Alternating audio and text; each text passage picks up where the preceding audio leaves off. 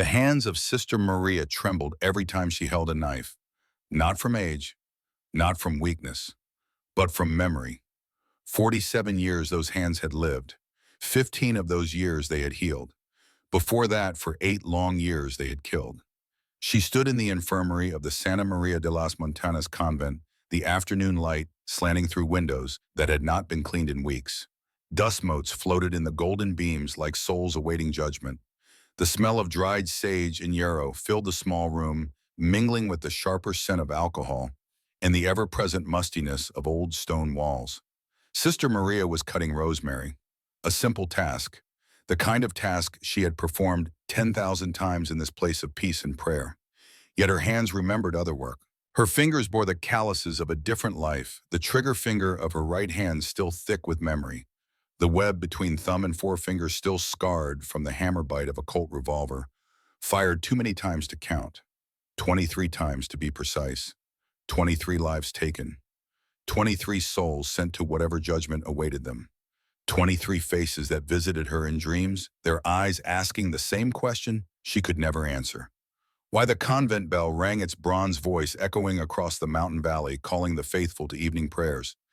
Sister Maria set down her knife, wiped her hands on her apron, and reached for the rosary at her belt. The beads were worn smooth from 15 years of desperate prayer, 15 years of seeking forgiveness for sins that could never be fully forgiven. She whispered the words automatically, her lips moving in the familiar rhythm of the Ave Maria. But her mind wandered, as it always did, to the faces, to the blood, to the woman she used to be, Eleanor Crane, the Black Widow, the most dangerous woman in Colorado.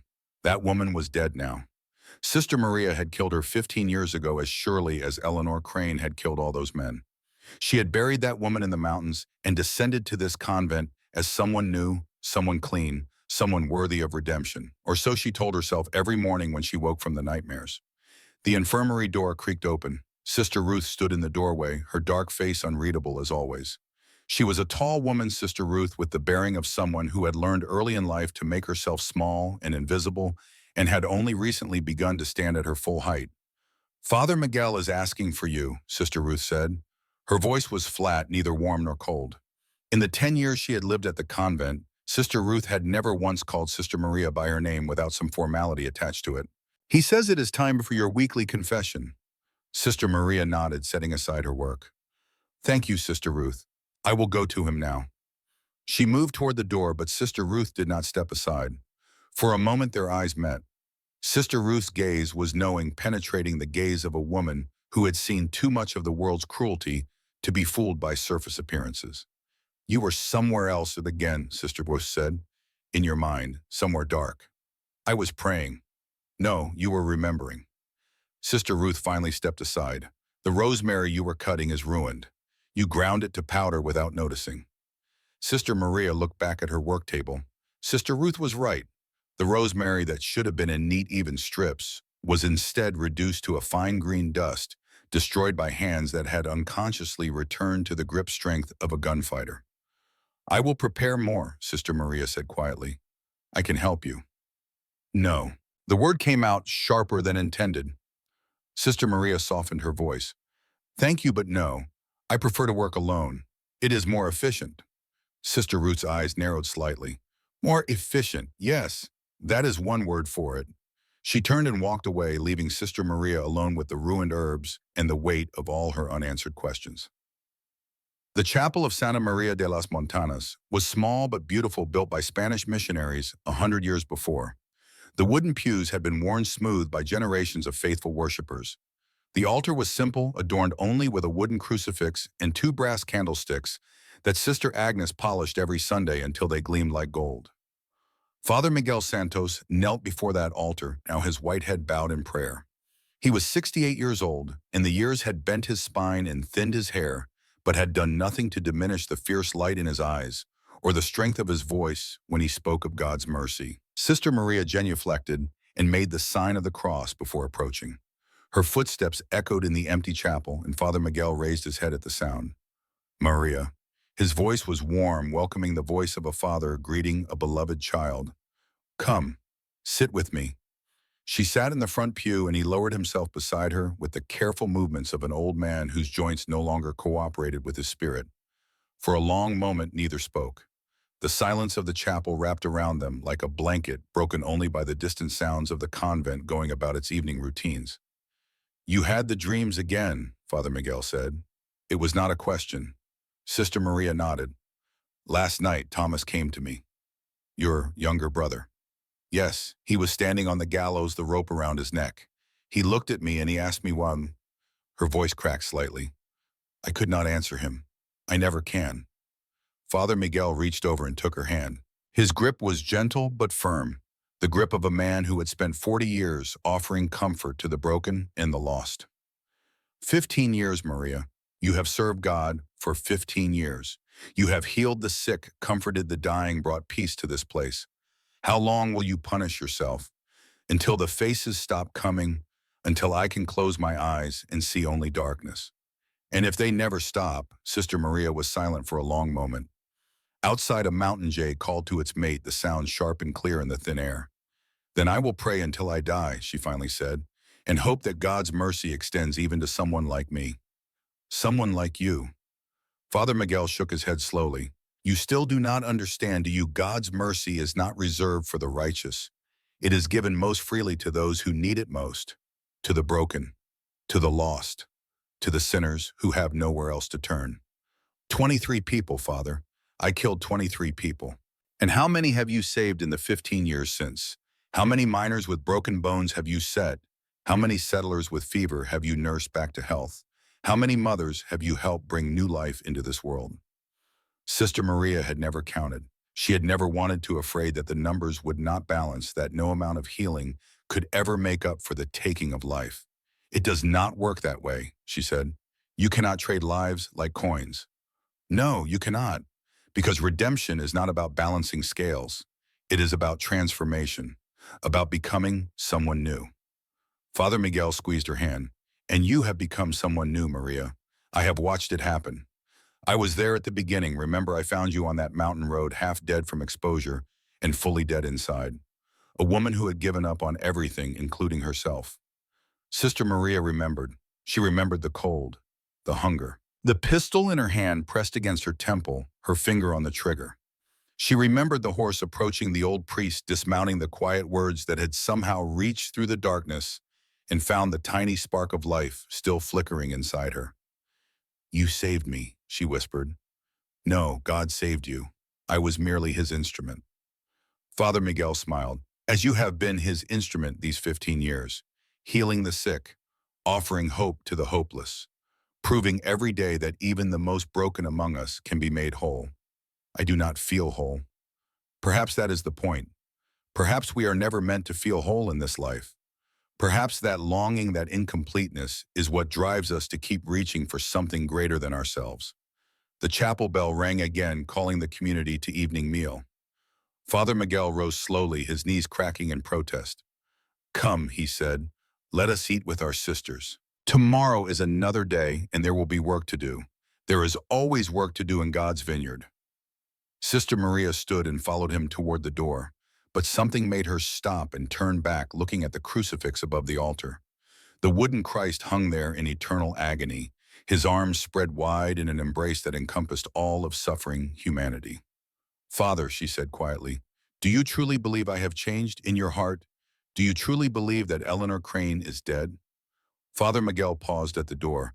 When he spoke, his voice was firm with absolute conviction.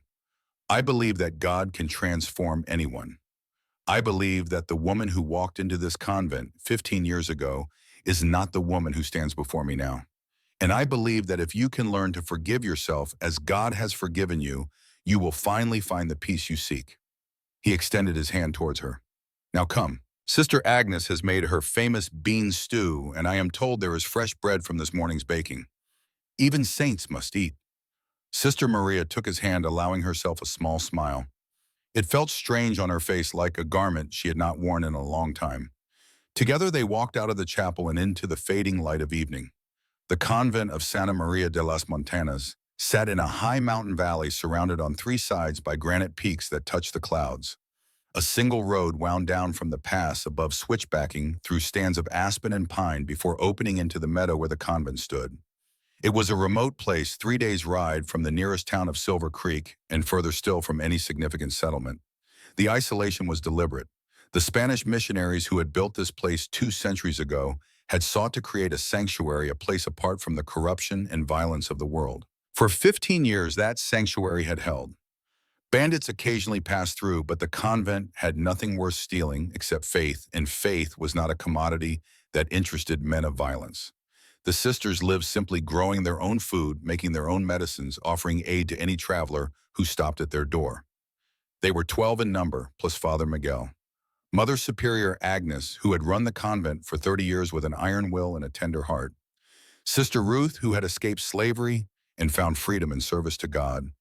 Old Maria, an 80-year-old woman confined to her bed in the upper floor, her mind still sharp though her body had failed her. And the others, each with her own story, each with her own reasons for seeking this place of peace.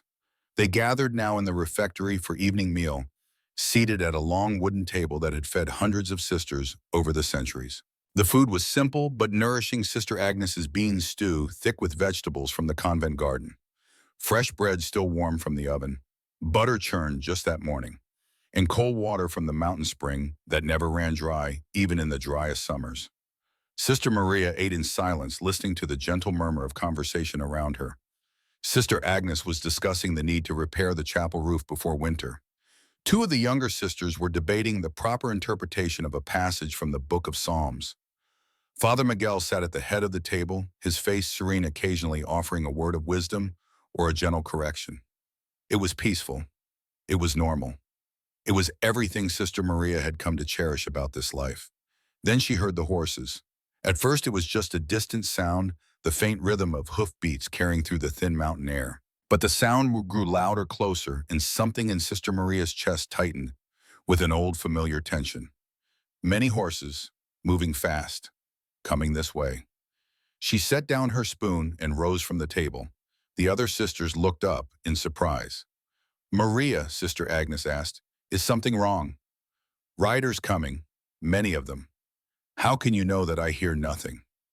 But even as she spoke, the sound became audible to the others, hoofbeats growing louder by the second. The sisters exchanged worried glances. "Perhaps travelers seeking shelter," Father Miguel said, rising from his chair. "We should prepare to receive them." "No." The word came out of Sister Maria's mouth before she could stop it. "Wait." She moved to the window standing to the side so she could see without being seen. An old habit, a dangerous habit. The habit of a woman who had spent years watching for threats. The riders came into view emerging from the tree line and into the meadow. She counted 15 of them, mounted on good horses, riding in a loose formation that spoke of discipline and experience. These were not ordinary travelers. Sister Maria's eyes found the saddle of the lead rider, and her blood turned to ice in her veins. A black crow on a crescent moon, the brand of the Crane Gang. For 15 years she had prayed that this moment would never come. For 15 years she had told herself that she was safe, that she was forgotten, that the world she had left behind had no way of finding her in this remote sanctuary. She had been wrong. "Sister Maria," Father Miguel's voice was concerned, "you have gone pale. What do you see?" She could not answer. Her throat had closed up, her breath coming in short, shallow gasps. The riders were approaching the convent gate now, and she could see them clearly. Hard men weathered by sun and wind, armed with pistols and rifles. Men who lived by violence and had no use for mercy. And at their head, a face she had not seen in 15 years. Older now, harder, with a scar running from his left eye to his jaw. But unmistakable. Marcus Kane. He had been Silas's right-hand man when she had ridden with the gang. A killer without conscience, a man who enjoyed causing pain. She had seen him gut a man for looking at him wrong, had watched him burn a farmhouse with the family still inside because they had not handed over their money fast enough. If Marcus Kane was here, then Silas was not far behind. "Everyone stay inside," Sister Maria heard herself say. Her voice sounded strange, distant, as if it belonged to someone else. "Do not open the gate. Do not speak to them." "Maria, what is happening?" Sister Agnes had risen from her chair, her face a mask of concern. "Who are these men?" Before she could answer, a voice called out from beyond the gate. A voice she recognized, a voice that brought back memories of blood and fire and screaming. Hello in there. We are peaceful travelers seeking shelter. Will you grant us hospitality in the name of Christian charity? Marcus Kane.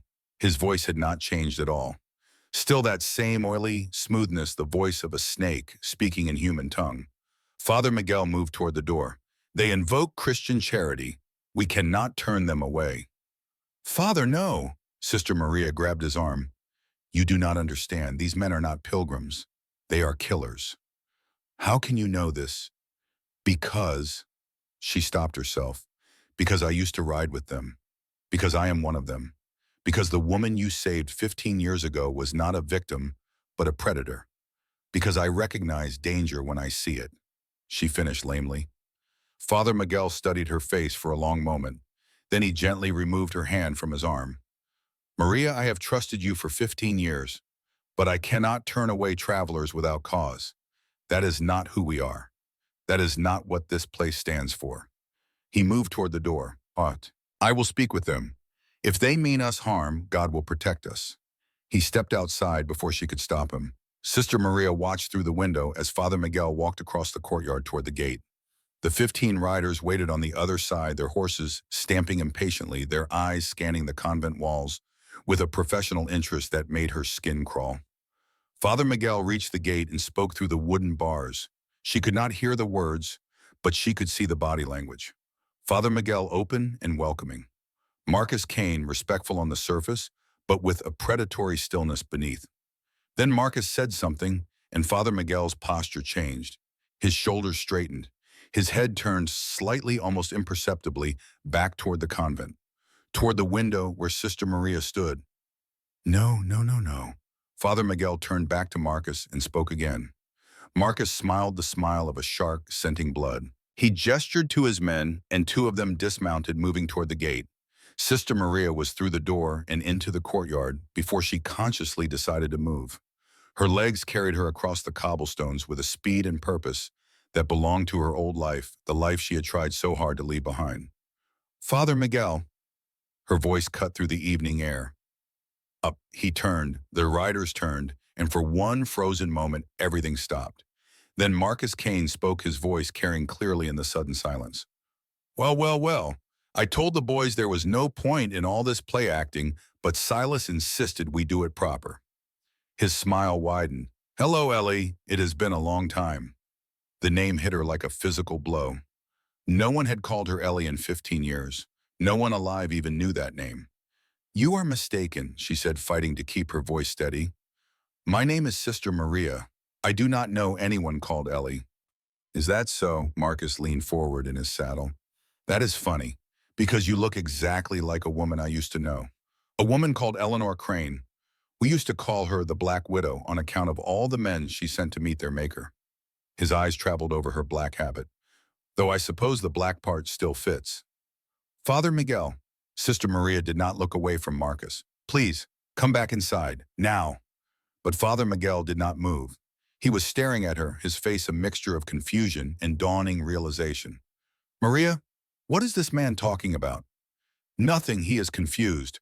Please, Father, we need to go inside. Confused, Marcus laughed. Silas will love that. His baby sister pretending to be a nun. Pretending she did not betray her own family, did not send little Thomas to the gallows with her testimony. He turned to his men. What do you think, boys? Does she look confused to you? The riders laughed. The sound was harsh and ugly, the laughter of wolves circling their prey. Sister Maria's hands were steady now. The trembling that plagued her in peaceful moments was gone, replaced by the cold calm of a woman who had faced death many times before. She moved to stand between Marcus and Father Miguel, positioning herself with the instinctive awareness of a gunfighter. What do you want? Her voice had changed, harder, colder. The voice of Eleanor Crane, the Black Widow, rising from the grave where Sister Maria had buried her.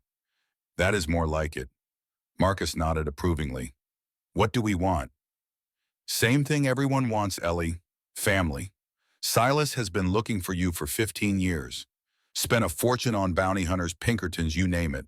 But you disappeared real good. He gestured at the convent. Never would have found you if that traitor had not mentioned a convent with a sister who could shoot the wings off a fly at 50 paces. Said he saw you kill a rattlesnake in the garden and one shot right through the head. Sister Maria remembered.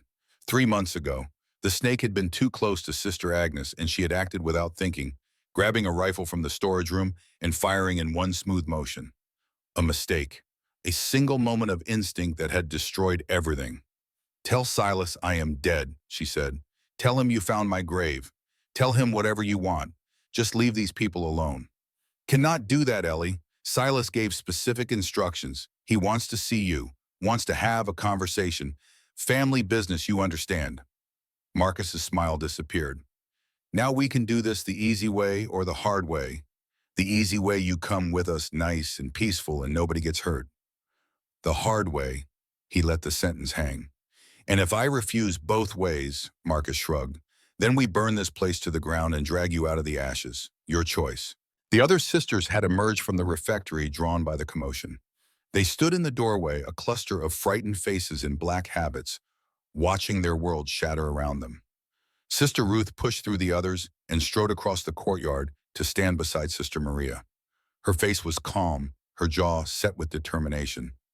"Whoever you are," she said to Marcus, "you have no authority here. This is holy ground. You will leave now." Marcus looked at her with lazy amusement. "Well, well, a darky nun with a backbone. That is something you do not see every day." He turned to his men. "What do you think, boys? Should we be scared?" The laughter came again, uglier this time. "Ruth," Sister Maria kept her eyes on Marcus, "go back inside. Take the others with you." "No. This is not your fight." "No, it is yours." Ruth's voice was quiet but firm. "And that means it is ours too." Marcus sighed theatrically. "This is all very touching, but I am getting bored. Ellie, you have until the count of 10 to open this gate. After that, things get unpleasant." "Wait." Father Miguel stepped forward, his voice commanding despite his age. "If you seek Sister Maria, then tell me what it is you truly want. Perhaps we can reach an understanding." Marcus studied the old priest with calculating eyes. "An understanding, I like that. Very diplomatic." He paused as if considering. "All right, Father, here is our understanding. Silas wants 3 things. First, he wants $50,000. Call it compensation for 15 years of searching. Second, he wants the documents." "What documents?" Sister Maria asked sharply. "Do not play dumb, Ellie. You know exactly what documents. The ones you stole from the gang before you ran. The ones that could put Judge Thomas Reed behind bars for the rest of his natural life." Marcus's eyes glittered. "The ones hidden somewhere in this convent." Sister Maria felt the blood drain from her face. The documents. She had almost forgotten about them. Ledgers and letters proving that Reed, the federal judge who had let most of the Crane gang leaders walk free, had been taking bribes for years. She had stolen them as insurance, hidden them in the one place no one would ever look, and then tried to pretend they did not exist. Silas knew. Somehow, Silas knew. "And the third thing?" Father Miguel asked. Marcus's smile returned colder than before. "The third thing is simple. Silas wants his baby sister to come home. He wants to look her in the eye. He wants to have a conversation about family and loyalty and what happens to people who betray their blood." "No." The word came out before Sister Maria could stop it. "I will not go. I will not give you the documents, and I will not let you harm anyone here." "You will not let us," Marcus laughed. "Ellie, in case you have not noticed, there are 15 of us and one of you. Well, one of you who matters. These nuns could not fight their way out of a wet paper bag." "Perhaps not," Sister Maria's voice was ice. "But I can. I took down 23 men before I put down my guns. Are you certain you want to be numbers 24 through 38? The laughter stopped. The riders shifted uneasily on their horses. They all knew her reputation. They all knew what she was capable of. Marcus's eyes narrowed. "You do not have a gun, Ellie." "Are you certain of that?" She was bluffing. The only weapon she had touched in 15 years was the rifle she had used on the rattlesnake, and that was locked in storage. But Marcus did not know that, and the uncertainty in his eyes told her that her reputation still carried weight even after all this time. The standoff stretched for a long, tense moment. Then Marcus raised his hand, signaling his men to hold. "All right, Ellie, I can see you are not going to make this easy. So here is what is going to happen. He reached into his saddlebag and pulled out a rolled piece of paper. Silas figured you might be stubborn, so he came up with a backup plan. He unrolled the paper and held it up. Even from a distance, Sister Maria could see what it was. A wanted poster. Her face, younger but unmistakable, stared back at her beneath bold black letters. Eleanor Black Widow Crane. Wanted alive. Reward $10,000. $10,000, Marcus said. That is a lot of money, enough to tempt anyone. And that poster is going to be on every wall between here and Denver by the end of the week. He rolled the paper back up and tucked it away. You can hide in this convent, Ellie. You can pretend to be Sister Maria until the day you die, but sooner or later, someone is going to recognize you. Someone is going to want that money. And when they do, he drew a finger across his throat.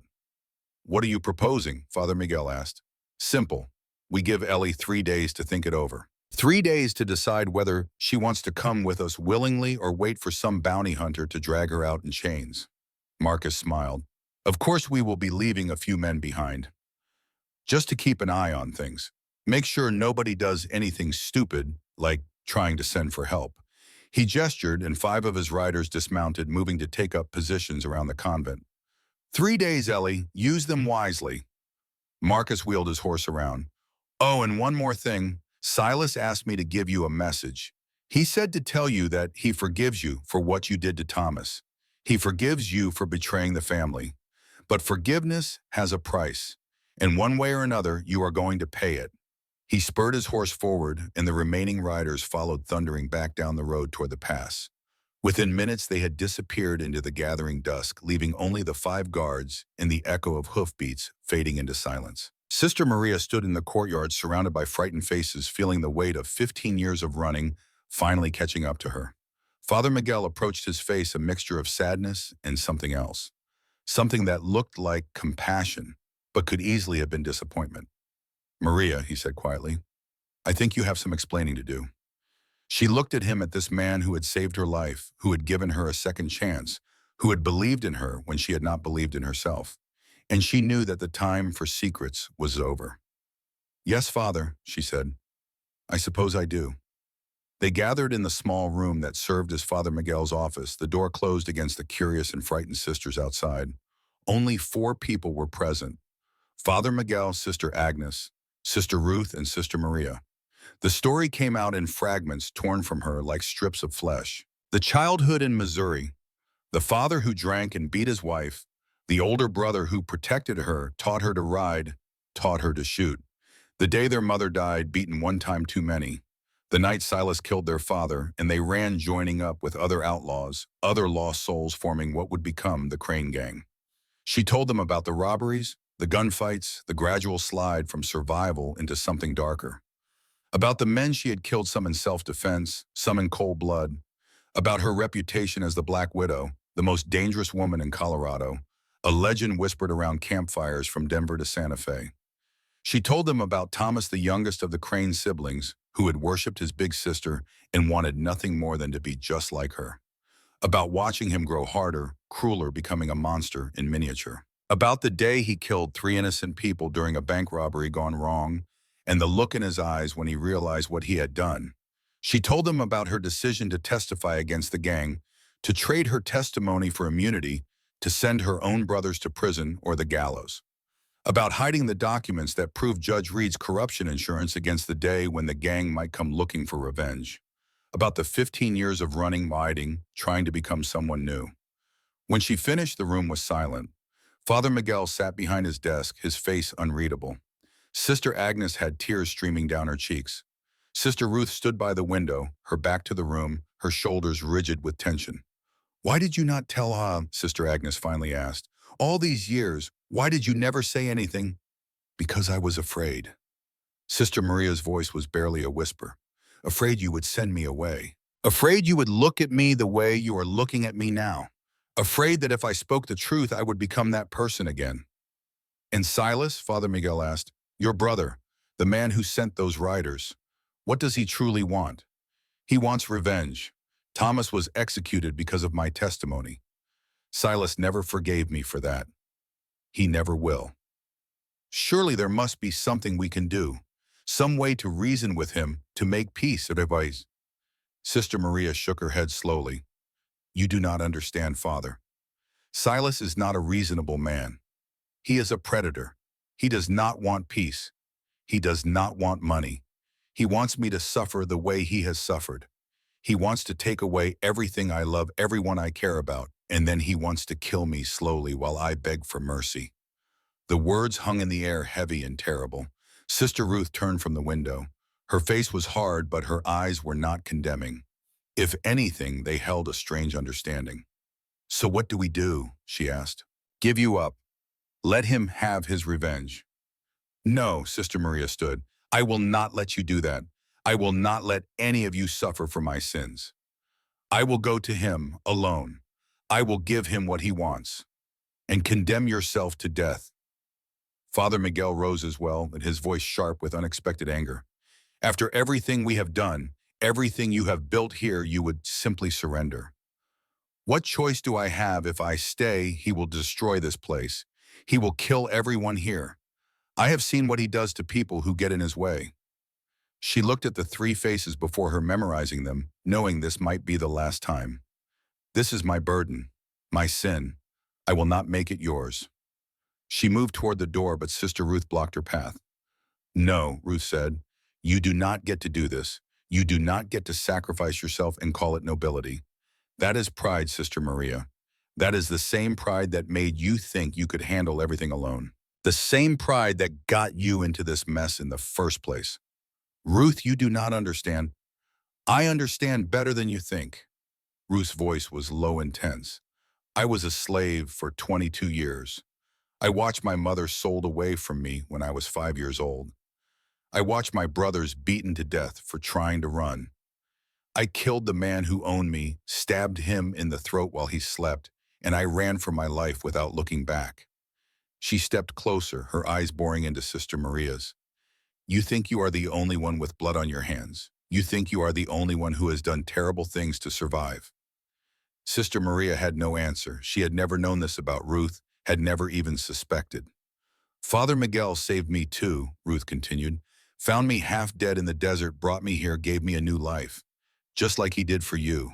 And for 15 years I have been trying to earn that gift. Trying to become someone worthy of redemption. She put her hand on Sister Maria's arm. You do not get to throw that away. Not for me, not for yourself, not for anyone. Then what do you suggest? Sister Maria asked. Wait for Silas to attack, watch him burn this place to the ground with everyone in it. No. Father Miguel spoke, his voice calm and thoughtful. We fight, but not with guns, not with violence. We fight with intelligence, with faith, with the weapons God has given us. Father, you do not know Silas. He has 40 men. He will not stop until... I know men like Silas. I have spent my life ministering to the broken and the violent. And I know one thing that you have forgotten in your fear. He walked around the desk and took her hands in his. God does not abandon his children, not even the ones who have strayed the furthest from the path, not even the ones who have done terrible things. He is always there waiting, ready to offer redemption to anyone brave enough to accept it. You think God can stop 40 gunmen? I think God can do anything, but I also think he expects us to help ourselves. Father Miguel smiled the smile of a man who had faced death before and made peace with it long ago. You say Silas wants you to suffer. You say he wants to take away everything you love. But what if there was nothing to take? What if you had already given it all away? Sister Maria frowned. I do not understand. The documents, the ones hidden in this convent, the proof of Judge Reed's corruption. That is what Silas truly wants, is it not? Not just revenge, power, leverage, a way to blackmail a federal judge to buy protection for the gang. Yes, but... So we give them to him. We tell him where the documents are hidden, let him take them, and he has no more reason to harm anyone here. It will not work. Sister Maria shook her head. You do not know Silas. Even if he gets what he wants, he will still... The door burst open. One of the younger sisters stood there, her face white with terror. Father Miguel, Sister Maria, come quickly. Something is happening. They rushed outside to find the 5 guards gathered at the gate, their faces grim. Beyond them, visible in the fading light, a single rider was approaching. He moved slowly, deliberately, his horse's hooves crunching on the gravel path. As he drew closer, Sister Maria recognized him, and her heart seized in her chest. Silas Crane. He was 52 years old now, but the years had not softened him. If anything, they had hardened him, carved his face into a mask of cold determination. He wore a black duster over trail-worn clothes, and the pistol at his hip was well-used and well-maintained. He stopped his horse just outside the gate and dismounted with the easy grace of a man who had spent his life in the saddle. For a long moment, he simply stood there, looking at his sister through the wooden bars. "Ellie." His voice was soft, almost gentle. "It has been a long time." "Silas." She could not think of anything else to say. "You look good, different. The nun thing suits you." He walked closer to the gate. "I have to admit, I never would have thought to look for you in a convent. That was smart, real smart." "What do you want, Silas?" "What do I want?" He laughed softly. "I want what I have always wanted, Ellie. I want my family back. I want the sister who used to ride beside me, who used to watch my back, who used to understand what it meant to be a Crane. That woman is dead. I killed her 15 years ago." "Did you?" Silas tilted his head, studying her. "Then who am I looking at right now? Because the woman standing there with fire in her eyes and steel in her spine, that is not a nun. That is Eleanor Crane. That is my baby sister." He reached through the bars of the gate, not touching her, just reaching. The gesture was almost tender. "I did not come here to hurt you, Ellie. I came here to bring you home." Home, the word tasted like ash in her mouth. What home? The gang, the killing, the running from place to place, never knowing when the law would catch up with us. "That is not what I mean. I have built something, Ellie, something real. A place in New Mexico, far from the law, far from anyone who might come looking. A ranch, a life." His voice dropped. "Thomas could have been part of it. If you had not, Thomas killed 3 innocent people, Silas. A woman and her 2 sons. He shot them in the back while they were running away. He was 19 years old. He made a mistake." "A mistake." He laughed about it afterward. He said they were just farmers, said they did not matter. Silas's face hardened. He was young. He would have learned. Learned what? To be more careful, to kill only people who did matter. Learned that family comes first, always, no matter what. He pulled his hand back from the gate.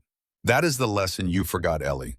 The lesson you threw away when you testified against us. Family comes first. Blood is thicker than water. And you chose strangers over your own brothers. I chose innocent lives over guilty ones. You chose their lives over ours." For the first time, Silas raised his voice, and the rage that had been simmering beneath his calm surface finally broke through. "You sent Thomas to the gallows. You sent me to prison for 7 years. You destroyed everything we built, everything our family stood for, because you decided to grow a conscience." He stopped, visibly forcing himself back under control. When he spoke again, his voice was quiet, but the anger was still there, coiled and waiting. "I've had 15 years to think about this, Ellie. 15 years to wonder why. To imagine all the things I would say to you when I finally found you. And you know what I realized." She did not answer. "I realized that it does not matter. The past is the past. Thomas is dead, and nothing will bring him back. But you are still alive. Still my sister. Still family." He met her eyes. "I am not here for revenge, Ellie. I am here to offer you a choice." "What choice?" "Come with me. Come back to the family. Use your skills to help us build something new, something better. And in return, I will forget everything. I will let this place stand, let these nuns go about their lives, let the past stay buried." "And the documents?" "The proof against Judge Reed," Silas smiled. "That is a separate matter. Business, you might say. Reed has been useful to us over the years, but he has also been getting greedy.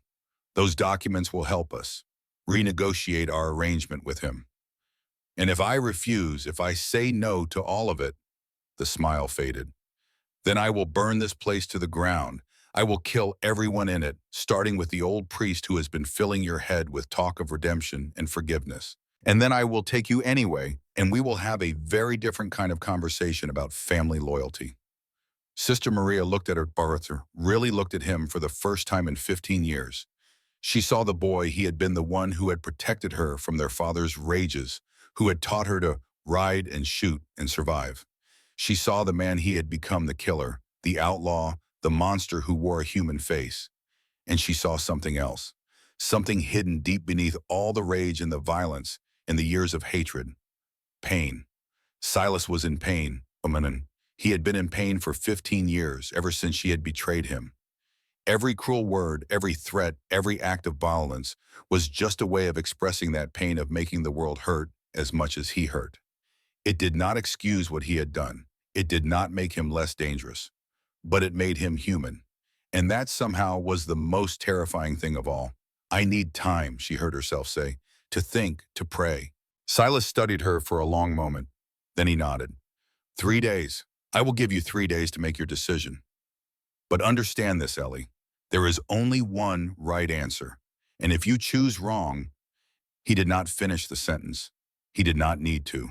He turned and walked back to his horse, mounting with the same easy grace. At the edge of the clearing, he paused and looked back. It is good to see you, Ellie. I have missed you. Then he was gone, disappearing into the darkness, leaving Sister Maria standing at the gate with the weight of an impossible choice pressing down on her shoulders. That night, Sister Maria did not sleep. She sat in the chapel alone, staring at the crucifix above the altar. The candles had burned low, casting dancing shadows on the ancient stone walls. Outside, she could hear the guards moving about, the occasional murmur of conversation, the stamp of horses in the small stable. 3 days. She had 3 days to decide the fate of everyone she loved. The logical choice was obvious. Go with Silas, give him what he wanted, save the convent, save the sisters, save Father Miguel, sacrifice herself so that others might live. But something in her resisted, something that had been growing for 15 years, nurtured by prayer and work and the quiet discipline of religious life. Something that refused to believe that God had brought her this far only to have her surrender to darkness at the end. She heard footsteps behind her and turned. Father Miguel stood in the doorway of the chapel, a candle in his hand. I thought I might find you here, he said softly. I could not sleep. Nor could I. He walked down the aisle and sat in the pew beside her. I have been thinking about what you told us, about your past, about the things you have done. And I find that my faith in you has not changed. He smiled at her surprised expression. Did you expect me to condemn you, to cast you out, after 15 years of watching you heal the sick and comfort the dying? I killed 23 people, Father. And Christ forgave the thief on the cross, a man who had spent his entire life in sin, a man who had nothing to offer but his faith. Father Miguel took her hand. God does not weigh our sins against our virtues, Maria. He simply asks us to repent, to change, to try to become better than we were. And you have done that. You have spent 15 years becoming someone new. But I am still Eleanor Crane. Silas was right about that. She is still inside me, waiting. Yes, she is, and she always will be. Father Miguel squeezed her hand, but that does not mean she has to control you. The woman you were is part of the woman you have to become. Your skills, your strength, your courage, those came from Eleanor Crane. But your compassion, your faith, your desire to heal, rather than harm, those are Sister Maria's gifts. What are you saying, Father? I am saying that perhaps it is time to stop running from your past. Perhaps it is time to face it, not as Eleanor Crane the killer, and not as Sister Maria the nun, but as the woman you truly are, the woman who contains both of them and more besides. Sister Maria was silent for a long moment, turning his words over in her mind. Even if I wanted to fight, she finally said, I do not know how, not without killing, and I will not kill again. I cannot. Then do not. Find another way. There is no other way. You do not know Silas. He will not stop until he gets what he wants. Then give him what he wants, but on your terms, not his. She frowned. I do not understand. Father Miguel rose and walked to the altar, his shadow stretching long behind him. When I was a young priest, I served in a mission in Mexico. This was during the wars with the French, when the country was torn apart by violence. One day, a group of bandits came to our mission. They demanded food, money, sanctuary. Their leader was a man named Ramirez, a notorious killer with a price on his head. He turned to face her. I could not fight them. I had no weapons, no soldiers, nothing but my faith and my wits. So I did something foolish. I invited Ramirez to dinner. You what? I invited him to sit at my table to break bread with me, to share a meal as fellow human beings. He thought I was mad, of course, but he was curious, so he agreed. Father Miguel smiled at the memory. We talked for hours, about his life, his choices, the path that had led him to banditry. And somewhere in that conversation, something changed. Not in him, not immediately, but a seed was planted, a seed of doubt. What happened? Ramirez left the next morning. He did not take our food or our money. He simply left. And 3 years later, I received word that he had disbanded his gang, turned himself into the authorities, and was serving his sentence with good behavior. Father Miguel spread his hands. I did not defeat him with violence. I defeated him with understanding. I found the human being beneath the monster, and I spoke to that person instead. Silas is not Ramirez. He will not be turned by a dinner conversation. Perhaps not, but he is still your brother. He is still the boy who protected you from your father. He is still capable of love, of pain, of change. Father Miguel walked back to her and took both her hands in his. You know him better than anyone, Maria. You know what drives him, what haunts him, what he truly wants beneath all the anger and the violence. Use that knowledge, find the man behind the monster, and speak to him. And if he refuses to listen, then we will have lost nothing. But if he does listen, we might gain everything. Sister Maria looked into Father Miguel's eyes, seeing the unwavering faith that had sustained her for 15 years. She did not share that faith, not entirely. She had seen too much of the world's cruelty to believe in easy miracles. But she also knew that Father Miguel was right about one thing. She could not defeat Silas with violence. She could not outgun 40 men, could not fight her way through an army of killers.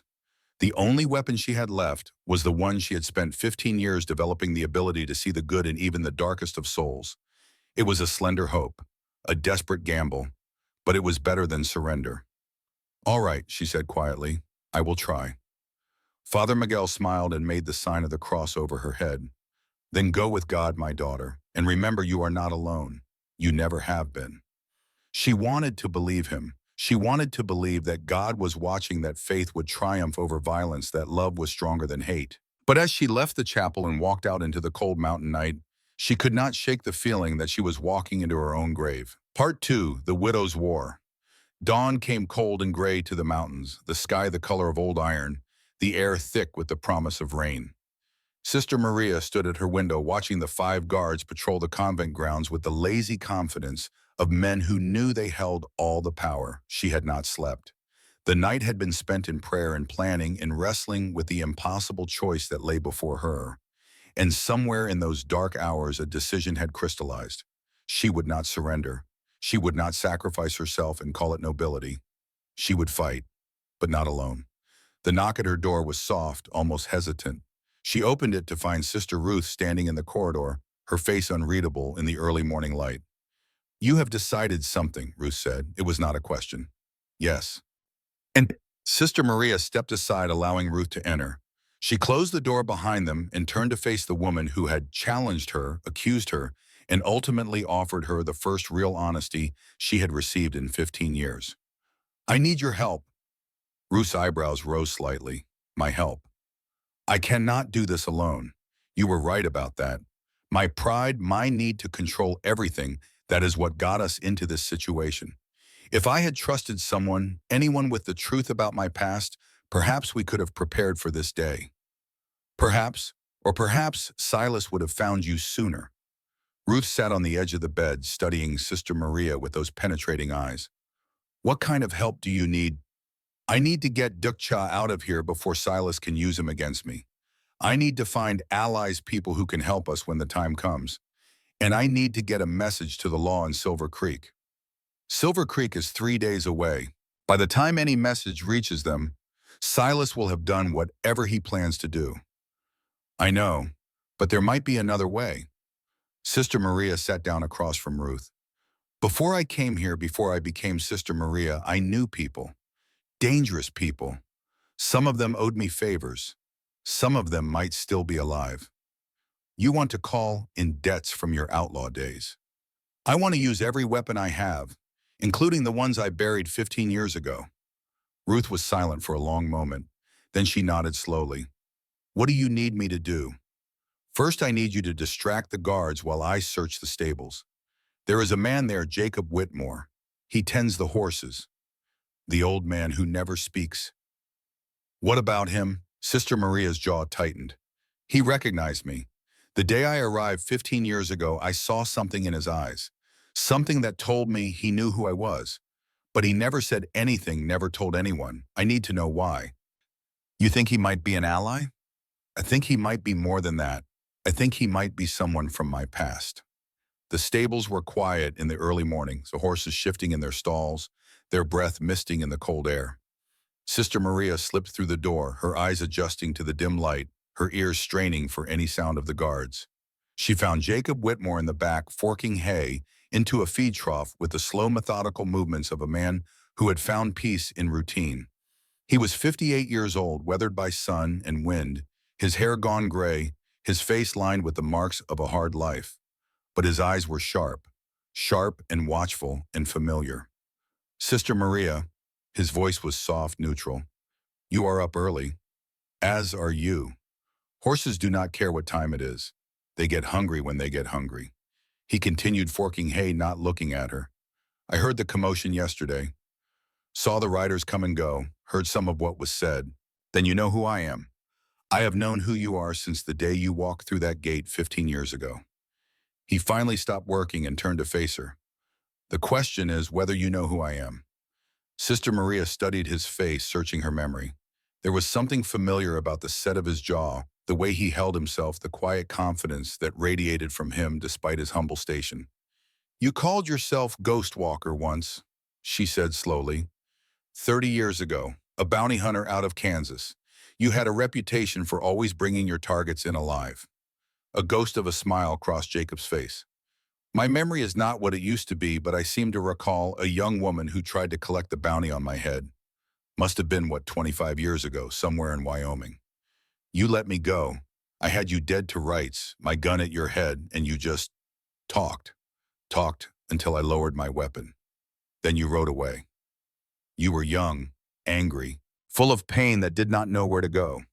Jacob set down his pitchfork. I could have killed you that day.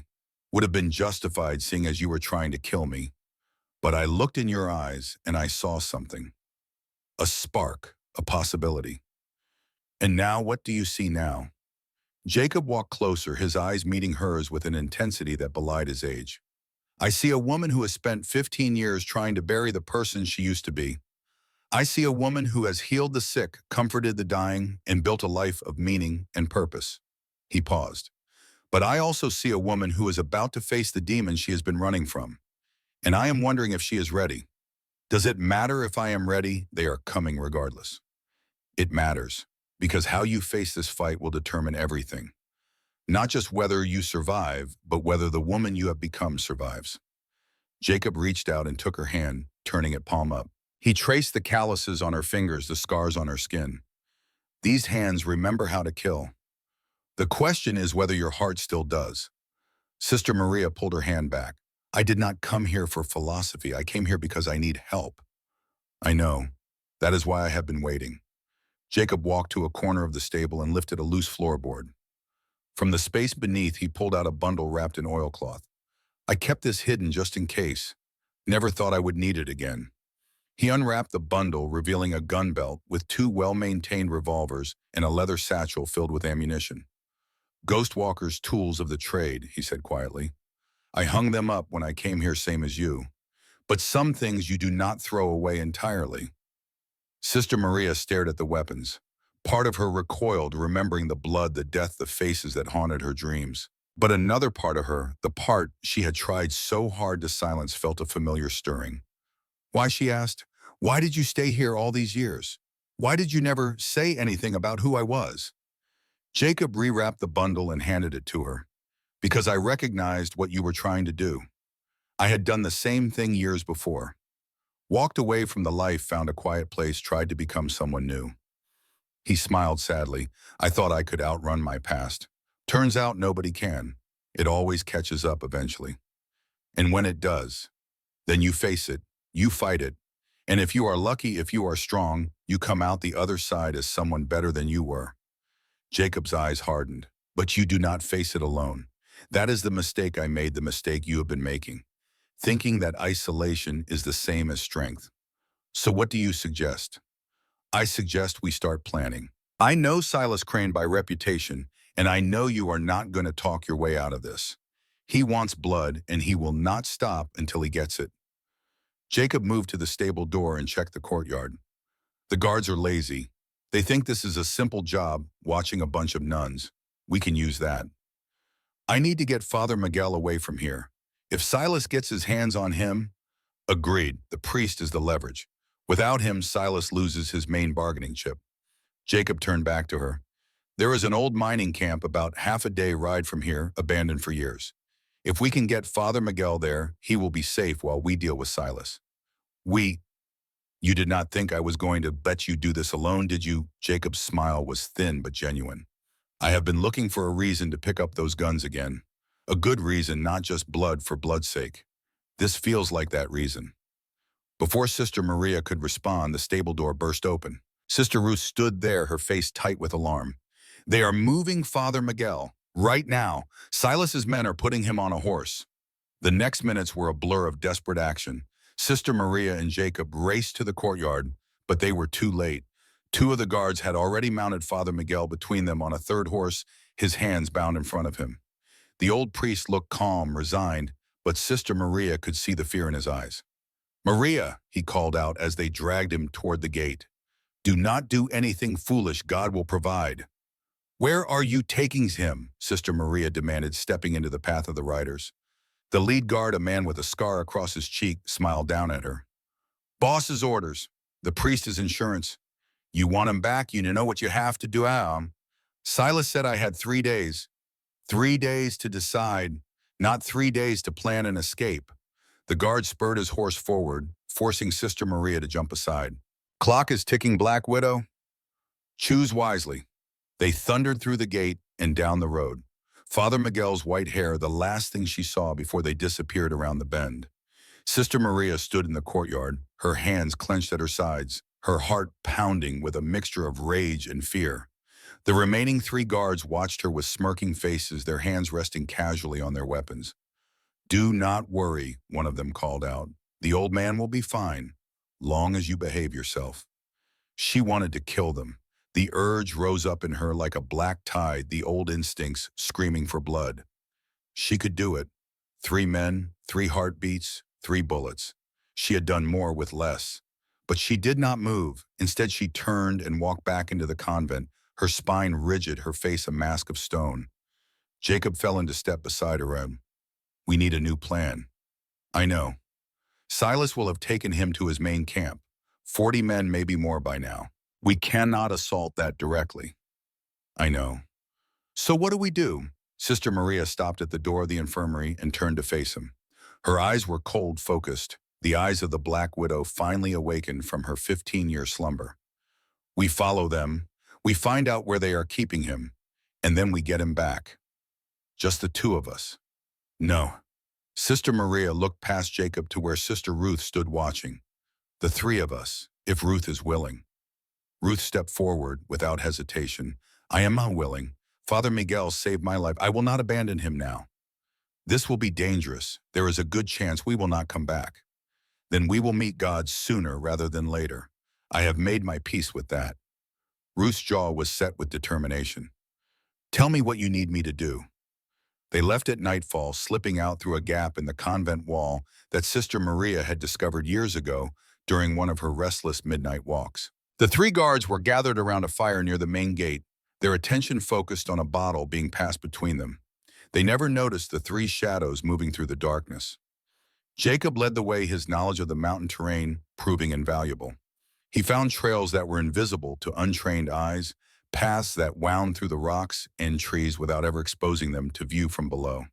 They rode in silence, each lost in their own thoughts. Sister Maria felt the weight of the gun belt around her waist, the familiar drag of the revolvers against her thighs.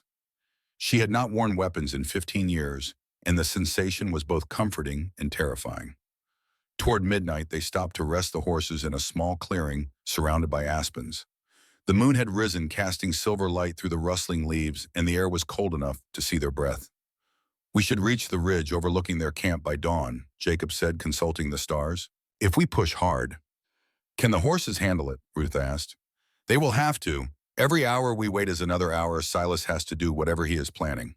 Sister Maria sat apart from the others, checking her weapons with the automatic precision of long practice. The revolvers were well maintained, the action smooth, the cylinders fully loaded. Ghostwalker had taken good care of his tools. Ruth approached and sat beside her. For a long moment, neither spoke. "Can I ask you something?" Ruth finally said. "Yes." "How many of those 23 people deserve to die?" Sister Maria's hand stilled on the revolver. It was not a question anyone had ever asked her before. Father Miguel had spoken of forgiveness. The law had spoken of crimes. But no one had ever asked about the morality of each individual killing. "Some of them," she said slowly, "maybe most of them. They were bad men, men who had done terrible things. Killers, rapists, thieves. The world was better off without them. And the others, the others." Sister Maria closed her eyes. The others were just in the wrong place at the wrong time, bystanders who saw something they should not have seen. Witnesses who could not be allowed to talk. She opened her eyes and looked at Ruth. "Those are the ones who visit me in my dreams. Those are the ones I can never make peace with." "Is that why you became a nun, to atone for them?" "I became a nun because I did not know what else to do. I was broken, empty, ready to die. Father Miguel found me and gave me a reason to keep living." She holstered the revolver. "The atonement came later, when I realized that I could use my hands to heal instead of harm. When I understood that every life I saved was a small step toward balancing the scales." "Do you think you can ever balance them completely?" "No, but I can try, and the trying is what matters." Sister Maria stood and walked to her horse. "We should keep moving. Dawn is not far off." They reached the ridge just as the sun was breaking over the eastern peaks. Below them, spread out across a narrow valley, was Silas's camp. It was larger than Sister Maria had expected. At least 50 men were visible, moving between tents and cook fires, tending horses, cleaning weapons. This was not just a bandit camp. This was an army. Jacob handed her a battered spyglass. "Take a look at the large tent in the center. Red canvas." She focused the glass and felt her stomach drop. Father Miguel sat on a chair outside the tent, his hands still bound, his face bruised from rough handling. Silas stood beside him, talking with several of his lieutenants, occasionally gesturing toward the mountains where the convent lay hidden. "He is alive," she breathed. "For now, Silas needs him as leverage." Jacob took back the glass. "But look at the north side of the camp. See those riders?" She looked. A group of about 15 men were gathered near a makeshift corral, their horses still saddled, their manner suggesting they had just arrived. "Reinforcements. Silas is building his force." Jacob's voice was grim. "By this time tomorrow, he could have 70, 80 men, maybe more. Then we need to act before then. With what, the three of us against 50? Sister Maria studied the camp layout, her mind working through possibilities. The old instincts were coming back now, the tactical thinking that had made her such an effective killer. She could see the weak points, the vulnerabilities, the places where a small force could do maximum damage. One, a direct assault, a extraction. She pointed to the eastern edge of the camp. "See that ravine? It runs right up to the back of the camp, less than 100 yards from where they are holding Father Miguel. Guarded. Lightly. 2 men, maybe 3. If we wait until dark, create a distraction on the other side of the camp." "It could work," Jacob nodded slowly. "But what kind of distraction? We do not have the numbers for a feint attack." "Fire," Sister Ruth spoke for the first time. "Set fire to the horse corral on the western edge. Every man in camp will run to save the horses. That is their mobility, their power. They will not let them burn." "And if someone gets hurt in the fire," Sister Maria asked. "Then someone gets hurt." Ruth's voice was hard. "These are not innocent men, sister. These are killers who chose to ride with your brother. Whatever happens to them is a consequence of their own choices." Sister Maria looked at the woman she had dismissed for so long, as just another nun, just another broken soul seeking refuge. She saw now how wrong she had been. Sister Ruth was a survivor, a fighter, someone who understood that sometimes violence was the only language the world would hear. "All right," she said, "we wait for dark. Ruth, you will set the fire. Jacob and I will go for Father Miguel. Once we have him, we ride hard for the mining camp and do not look back." "And if we are discovered," Jacob asked, "then we fight our way out." Sister Maria touched the revolvers at her hips. "I would rather die trying to save him than live knowing I let Silas win." They spent the day watching the camp, memorizing patrol patterns, identifying guard positions, planning their approach. Ruth proved surprisingly adept at this kind of work, her years of slavery having taught her to observe without being observed, to move without being noticed. As the sun began to set, they ate a cold meal of dried meat and hardtack, not risking a fire that might give away their position. The mood was tense, expectant, each of them knowing that the next few hours would determine whether they lived or died. "I want to thank you both," Sister Maria said quietly, "for being here, for believing that this was worth risking your lives." "Father Miguel gave me a second chance," Ruth replied. "I owe him everything." "And I owe you," Jacob added. "That day in Wyoming you could have killed me. Instead you listened. You let me walk away. Consider this repayment." Sister Maria shook her head. "You do not owe me anything. I was going to kill you for money. That is not something that deserves repayment." "Maybe not, but it is something that deserves recognition. Even then, even at your worst, there was something in you that could be reached. Something human." Jacob smiled. "That is why I knew you could change. That is why I kept your secret all these years." The darkness came slowly, the sky fading from orange to purple to black. The stars emerged one by one, cold and distant, indifferent to the drama playing out below. They moved out at midnight, splitting up at the edge of the valley. Ruth headed west toward the horse corral, carrying a bundle of oiled rags and a flint striker. Jacob and Sister Maria moved east toward the ravine that would take them to Father Miguel. The descent was treacherous in the dark, loose rocks and hidden drops, threatening to send them tumbling at every step. But they moved slowly, carefully, using the skills honed by years of surviving in a dangerous world. They reached the bottom of the ravine and crouched in the shadows, watching the camp. The guards were where they had expected them to be, two men sitting by a small fire, their rifles leaned against a nearby rock. Sister Maria checked her revolvers one last time. The metal was cold against her palms, the weight familiar and strange all at once. "When the fire starts, we move," she whispered to Jacob. "I will take the guards. You get Father Miguel." "Are you sure that is 2 kills in quick succession? Are you ready for that?" "I do not plan to kill them. Just put them down." "And if you cannot, if they fight back?" Sister Maria did not answer. The truth was she did not know. 15 years of pacifism could not be undone in a single night. The woman she had become was at war with the woman she had been, and she had no idea which one would prevail when the moment came. The explosion of flame on the western side of the camp answered any further questions. Ruth had done her work well. The horse corral erupted in fire, the dry wood of the fencing catching instantly, the flames leaping toward the night sky. Shouts erupted throughout the camp. Men stumbled from their tents, grabbing buckets, running toward the fire. The horses screamed in panic, their cries cutting through the chaos. "Now," Sister Maria hissed. They burst from the ravine, sprinting toward the 2 guards who had jumped to their feet at the sound of the explosion. The guards were looking toward the fire, their backs half turned, when Sister Maria reached them. She hit the first one with the butt of her revolver, a precise strike to the temple that dropped him like a stone. The second guard spun around, raising his rifle, but Jacob was already there, tackling him to the ground and delivering a blow that left him unconscious. "Go!" Sister Maria pushed Jacob toward the tent where Father Miguel was held. "I will cover you." She crouched behind a supply wagon, her revolvers drawn, watching for any sign that they had been discovered. The camp was in chaos, men running back and forth, shouting orders, hauling water toward the spreading fire. No one was looking their way. Jacob reached the tent and disappeared inside. Long seconds passed.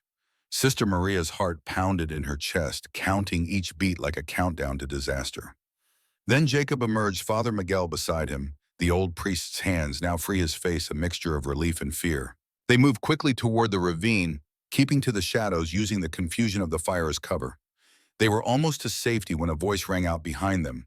Ellie, she turned. Silas stood 30 yards away, silhouetted against the flames, his revolver drawn and aimed directly at her. I knew you would come, he said, walking closer. I knew you would not be able to resist playing the hero. It is your weakness, Ellie. It always has been. Let us go, Silas. You have no leverage now. No leverage? Silas laughed. Look around you, little sister. I have 50 men. You have 2 friends and an old priest. The leverage is mine. Behind Silas, other members of the gang were beginning to notice what was happening. Shouts went up. Men grabbed their weapons and started moving toward them. Jacob, get Father Miguel out of here, Sister Maria said without taking her eyes off Silas. I will hold them off. Maria, no. Go! She heard them retreat into the ravine, heard the scramble of boots on rock. But her attention was fixed on Silas, on the brother she had loved and betrayed and run from for 15 years. Just you and me now, Ellie, Silas said, like it always should have been. He gestured and his men stopped their advance, forming a semicircle behind him. One last chance. Come with me willingly. Be a Crane again, and I will let your friends go. I am not a Crane. I have not been a Crane for 15 years. Blood does not change. Family does not change. Silas took another step closer. You can put on the nun costume, say the prayers, pretend to be something you are not. But deep down, you are still the woman who rode beside me. Still the woman who killed without hesitation. Still the Black Widow. Maybe, but the Black Widow had no choice. She was broken, desperate, willing to do anything to survive. Sister Maria raised her revolver, aiming it at Silas's chest. I have a choice now, and I choose not to be that person anymore. Then shoot me. Silas spread his arms wide. Go ahead. Prove that you have really changed. Show me that the killer I knew is truly dead. Her finger tightened on the trigger. She could end this right now. One shot and Silas would be gone. The gang would scatter without their leader.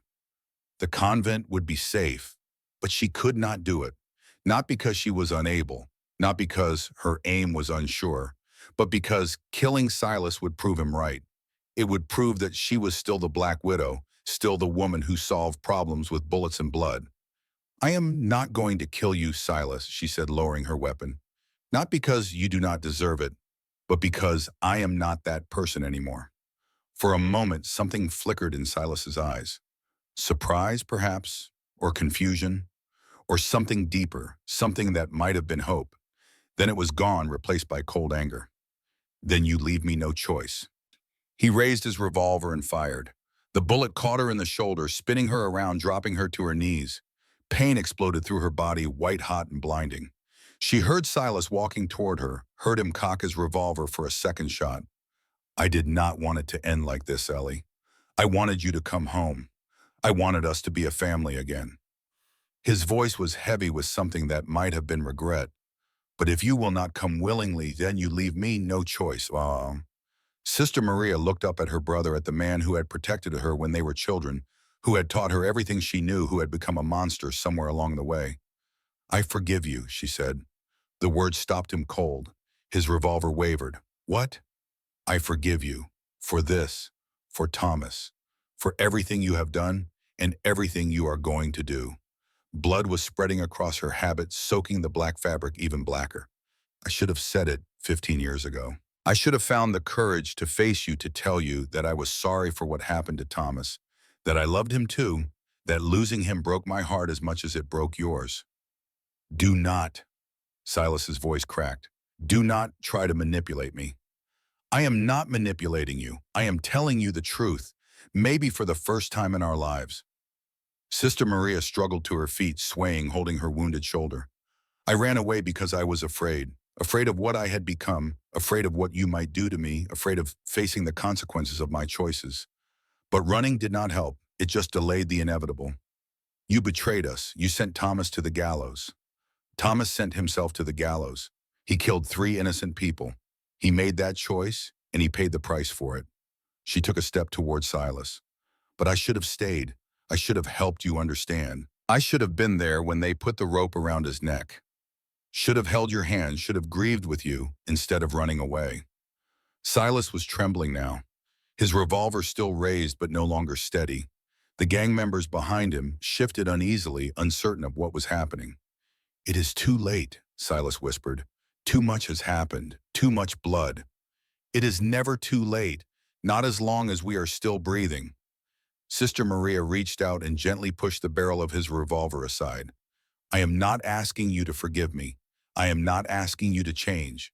I am just asking you to consider the possibility that there might be another way." For a long, frozen moment, brother and sister stood facing each other, the flames of the burning corral painting their faces in shifting light and shadow. Then Silas's face hardened. "You always were good with words, Ellie. Always knew exactly what to say to get what you wanted." He stepped back, raising his revolver again. "But words do not change facts. Words do not bring Thomas back. And words will not save you now." He fired. The bullet went wide, striking the dirt at her feet. Sister Maria did not flinch. "You missed." "I do not miss." Silas's voice was harsh.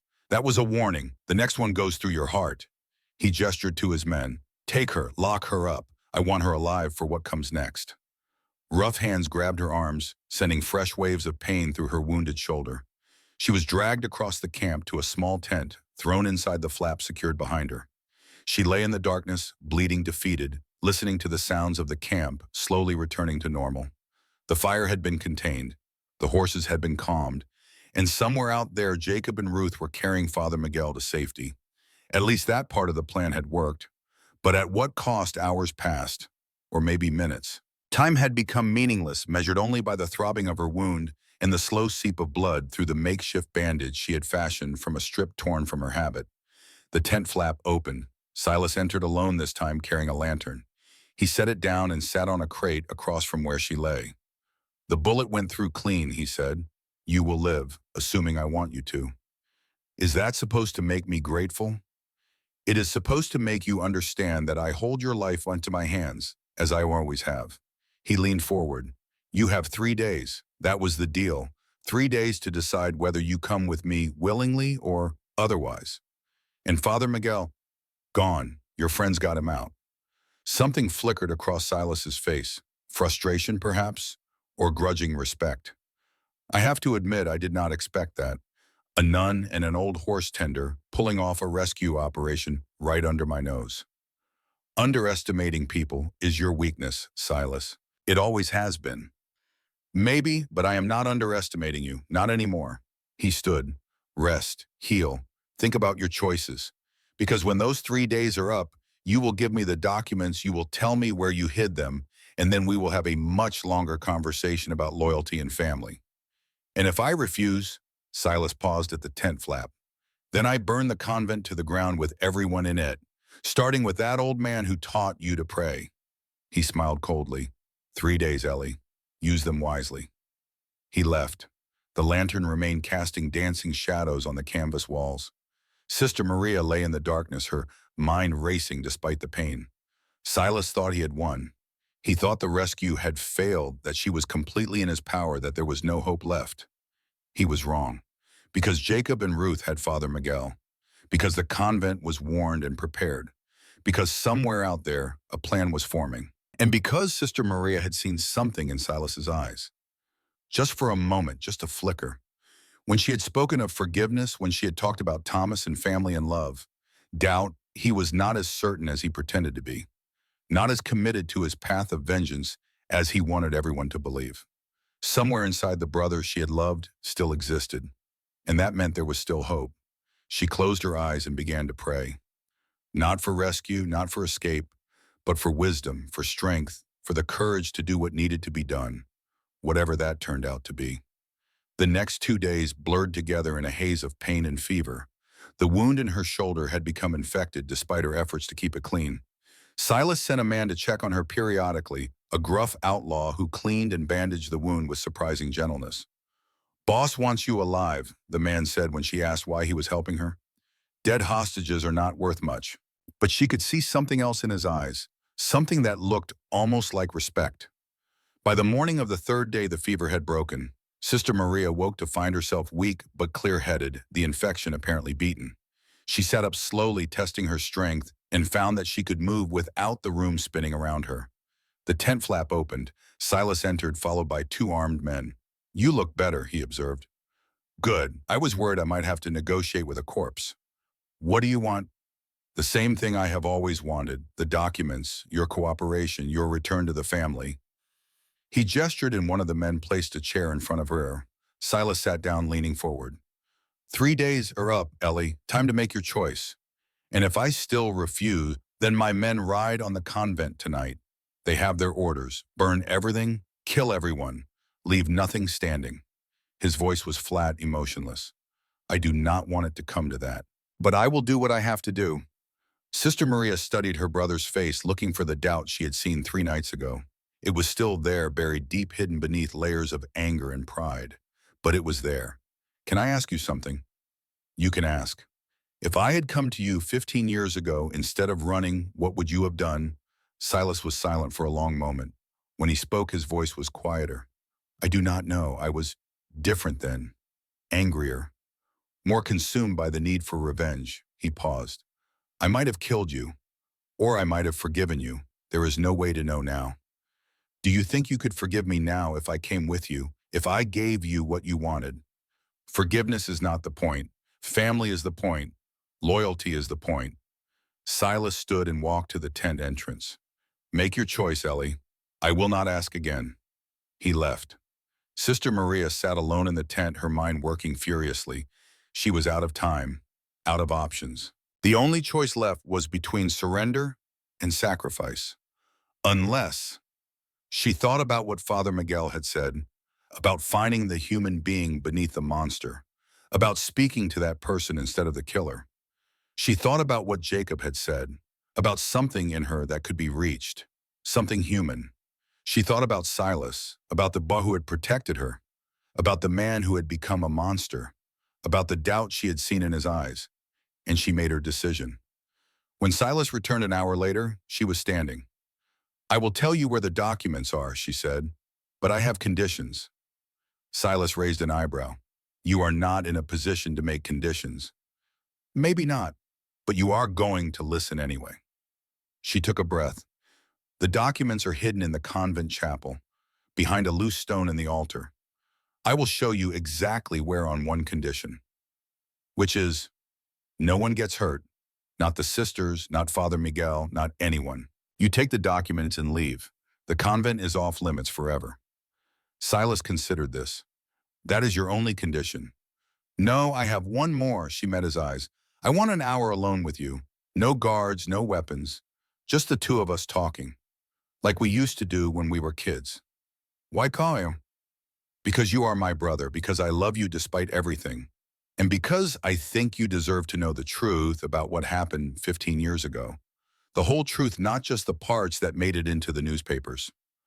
Silas studied her for a long moment. She could see the suspicion in his eyes, the wariness of a man who had survived this long by trusting no one. But she could also see the curiosity, the longing, the desperate need to understand why the sister he had loved had turned against him. All right, he finally said. 1 hour, but after that, we ride on the convent and you show me where those documents are hidden. Agreed. Silas turned to his men. Leave us, and make sure we are not disturbed. The guards withdrew. The tent flap fell closed, leaving brother and sister alone for the first time in 15 years. Sister Maria sat down on the crate that served as her bed.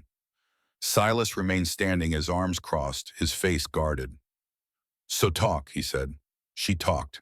She told him about Thomas, about watching their younger brother change from an innocent boy into a cold-blooded killer, about the horror she had felt when she realized what he had become and the guilt of knowing that she had helped make him that way. She told him about the bank robbery, about the 3 people Thomas had killed, a mother and her 2 sons, about the way he had laughed afterward, boasting about how easy it had been, how they had not even fought back. She told him about her decision to testify, about the night she had spent agonizing over whether to stay loyal to her family or to do what she knew was right, about the moment when she realized that loyalty to evil was no loyalty at all. She told him about running away, about the years of hiding, of changing her name, of trying to disappear, about the night she had put a gun to her head, ready to end it all, and the old priest who had found her and talked her back from the edge. She told him about Father Miguel, about the 15 years of healing, of prayer, of slowly learning to forgive herself, about the woman she had become and the woman she was still trying to become.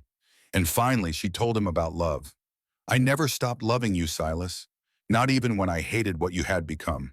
Not even when I was testifying against Thomas. Not even now when you are threatening to kill everyone I care about. Her voice cracked. You were my brother. You taught me everything I know. You protected me when no one else would. That does not go away. That does not die, no matter how much pain there is between us. Silas had not moved during her entire monologue. His face was a mask revealing nothing. But his eyes were wet. Why are you telling me this? He asked, his voice rough. Because you deserve to know, because I should have told you 15 years ago, and because I think somewhere deep inside you still care about the truth, about what is right and what is wrong, about being more than just a killer. I am a killer. It is all I know how to be. No, it is all you have let yourself be. But it does not have to define you. It does not have to be the end of your story. She stood and walked toward him. You can change, Silas. It is not too late. It is never too late. Even for a man like me, especially for a man like you, because you have so much further to climb, the view from the top will be that much more beautiful. Silas laughed a short, bitter sound. You sound like your priest. He is a wise man. He helped me see things I could not see on my own. She reached out and took Silas's hand. He flinched but did not pull away. Let me help you see them too. Let me be your sister again. Not the Black Widow, not a hostage, just your sister. The girl who used to look up to you, who used to believe you could do anything. That girl is dead. No, she is standing right in front of you, offering you a chance to be the man she always believed you could be. For a long, frozen moment, they stood there, hand in hand, brother and sister, killer and none. The camp sounds continued outside, men laughing, horses neighing, the normal rhythms of outlaw life. Then Silas pulled his hand away. You always were good with words, Ellie, he said quietly. But words do not change anything. They do not bring Thomas back. They do not erase 15 years of searching, of planning, of dreaming about this moment. I know, but they can change what happens next. Can they? Silas shook his head slowly. I do not think so. I have been on this path for too long. There is no turning back now. There is always a choice, Silas. There is always another path. Not for me, not anymore. He turned and walked to the tent entrance. Get some rest. Tomorrow we ride on the Convent, and then this will all be over. He left without looking back. Sister Maria stood alone in the tent, tears streaming out her mind. She had tried. She had reached out, offered forgiveness, spoken from her heart. And it had not been enough. Silas was going to destroy everything she loved, and there was nothing she could do to stop him. She sank down onto the crate, her head in her hands. For the first time since this nightmare began, she allowed herself to feel the full weight of her despair. The hope she had been clinging to, the belief that she could somehow reach her brother, that love could overcome hate.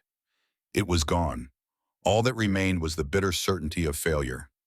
She did not hear the tent flap open, did not hear the soft footsteps approaching. It was not until a hand touched her shoulder that she looked up. Jacob Whitmore stood before her, a finger to his lips. Do not make a sound, he whispered. We are getting you out of here.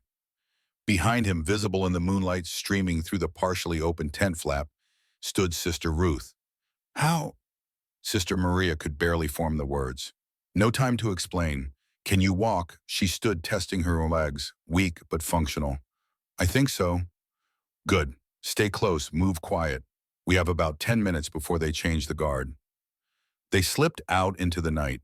The camp was quiet, most of the men asleep, only a few guards patrolling the perimeter. Jacob led the way, moving with the silent confidence of a man who had done this many times before. They reached the edge of the camp without incident. Ruth had horses waiting in a small grove of trees, saddled and ready to ride. The convent, Sister Maria asked as she pulled herself into the saddle. Father Miguel is safe. He sent a message to Silver Creek 3 days ago. Deputy Marshal Cole is on his way with a posse. Jacob swung up onto his own horse. But we could not wait. Silas is planning to attack tomorrow. We had to get you out tonight. How did you find me? Ruth, she followed the patrol patterns mapped to the camp, found a way in. Jacob grinned. Turns out she is quite the tactician when she puts her mind to it. Ruth said nothing, but there was a fierce pride in her eyes. They rode hard through the night, pushing the horses as fast as they dared over the treacherous mountain terrain. By dawn, they had put miles between themselves and Silas's camp. "We need to stop," Sister Maria finally said. "The horses are exhausted, so am I." They found a sheltered spot by a small stream, hidden from view by overhanging rocks. While the horses drank, Sister Maria collapsed against a boulder, her wounded shoulder throbbing. "Tell me everything," she said. "What has happened since I was captured?" Jacob and Ruth exchanged glances. Then Jacob sat down across from her and began to talk. Father Miguel had made it safely to the abandoned mining camp. From there, Ruth had ridden to Silver Creek with a message for the deputy marshal. Cole had been suspicious at first, unwilling to believe that Silas Crane was operating in his territory, but Ruth had been persuasive. She told him about the documents, Jacob said, the proof that Judge Reed has been taking bribes. Cole has suspected Reed for years but never had any evidence. He is putting together a posse right now. 30 men, maybe more. That is still not enough. Silas has 50, maybe 60, which is why we need another plan. Jacob leaned forward. When Silas attacks the convent, he will be expecting resistance. What he will not be expecting is an ambush from behind. An ambush? Cole and his men hit the gang from the rear while they are focused on the convent. Caught between two forces, even Silas will have to surrender or die. Sister Maria considered this. It was a good plan, a solid plan, but it relied on too many variables, too many things that could go wrong, and it would mean more death, more blood, more violence. "There has to be another way," she said. "There is not." Ruth's voice was hard. "I know you want to believe that Silas can be reached, that love can conquer hate. But I spent 22 years as a slave, Sister Maria.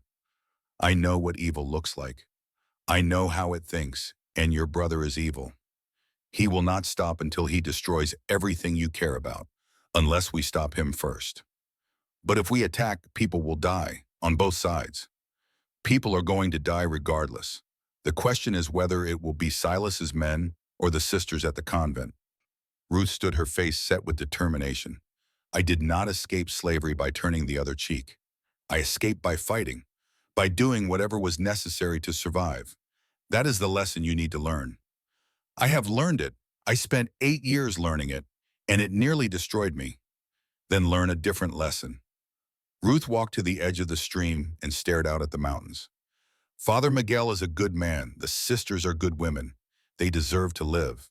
And if some of Silas's men have to die to make that happen, then so be it." Sister Maria looked at Jacob. "What do you think?" "I think Ruth is right. I think there is no peaceful solution to this. Silas is too far gone, too committed to his course." He paused.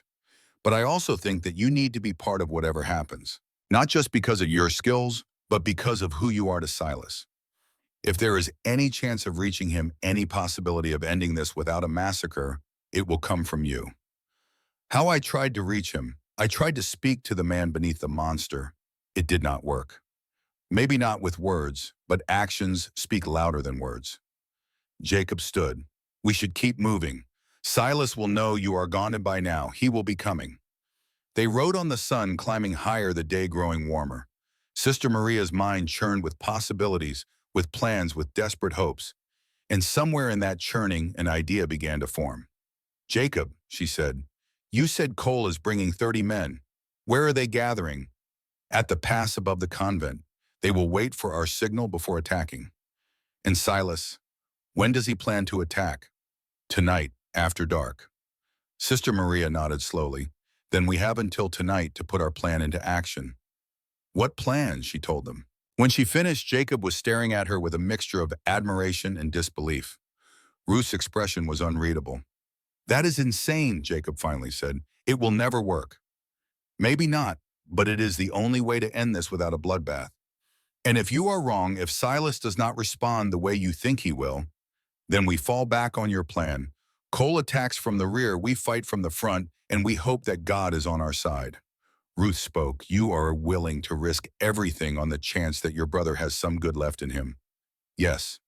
"Why?" Sister Maria looked at the woman who had challenged her, pushed her, forced her to confront the truth about herself.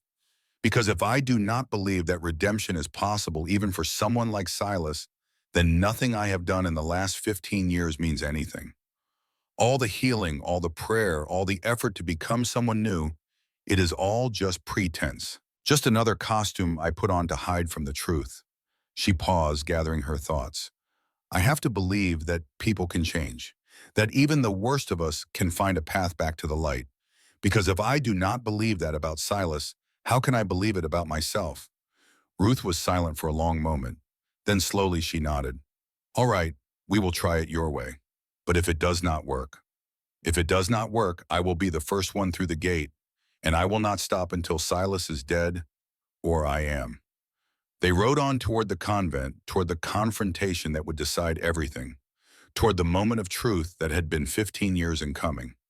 The sun was setting when they reached the ridge overlooking the convent.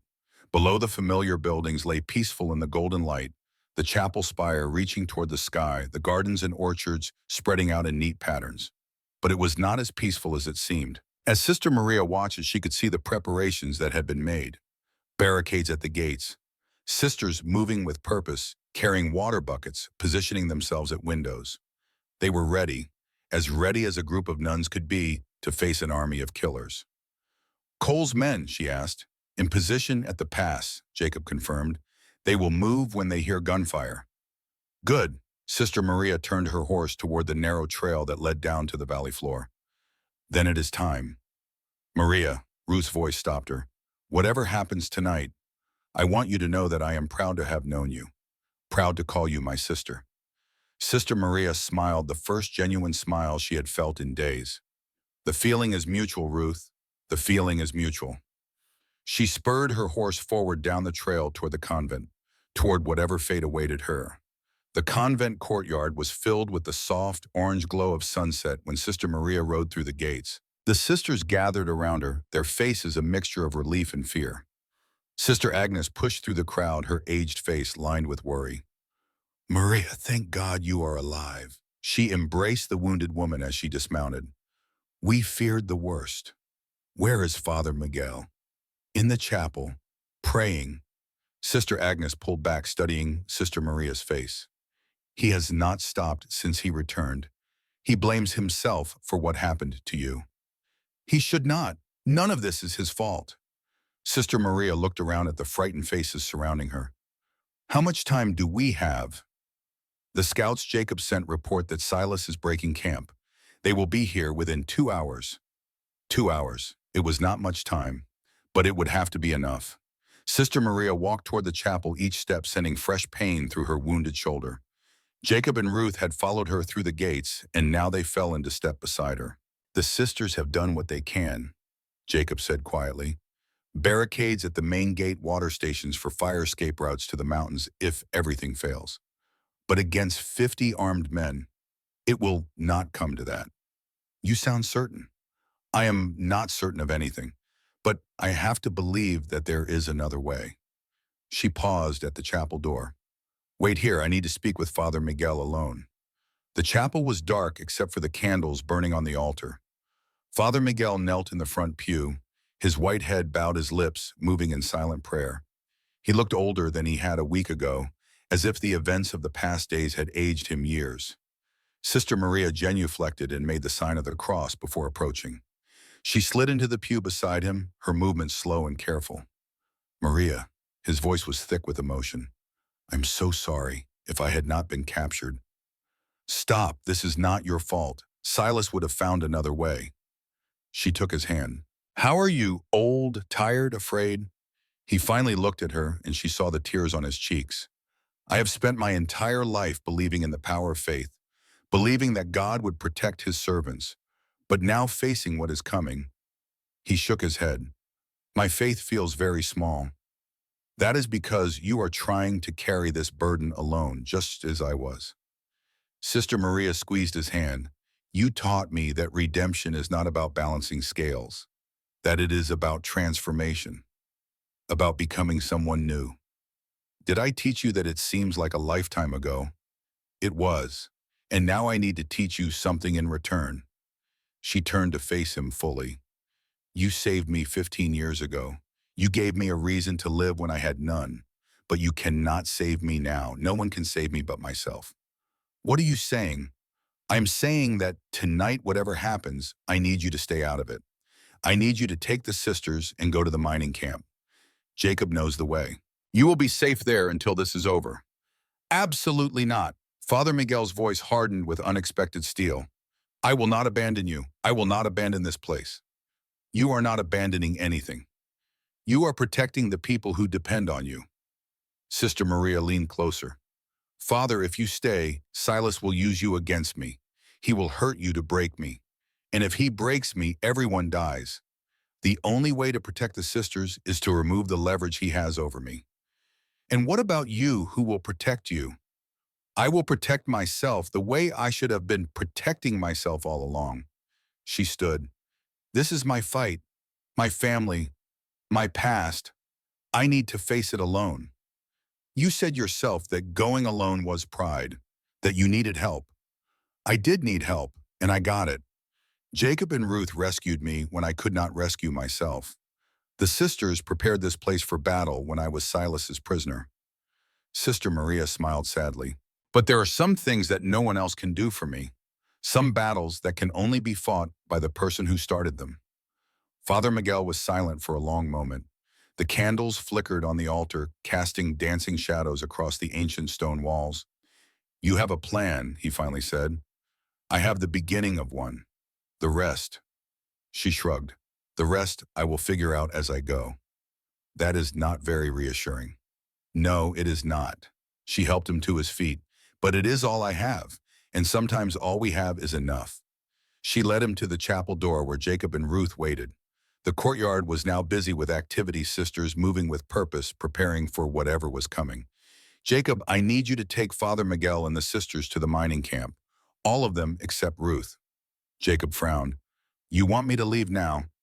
I need someone I trust to protect them, and I need someone here who knows how to fight. She looked at Ruth. Are you willing? I already told you I was. Ruth's jaw was set with determination. Whatever you need. Maria, Father Miguel began. No more arguments, Father. Please, trust me one more time. He looked at her for a long moment. Then slowly he nodded. God be with you, my daughter. And with you, Father. She watched as Jacob began organizing the evacuation, gathering the sisters, preparing horse and supplies. Within the hour they were gone, disappearing into the darkness of the mountain trail, leaving only Sister Maria and Sister Ruth in the empty convent. The silence that followed was profound. The buildings that had buzzed with life and prayer for 2 centuries now stood hollow, waiting. What now? Ruth asked. Sister Maria walked to the main gate and looked out into the darkness.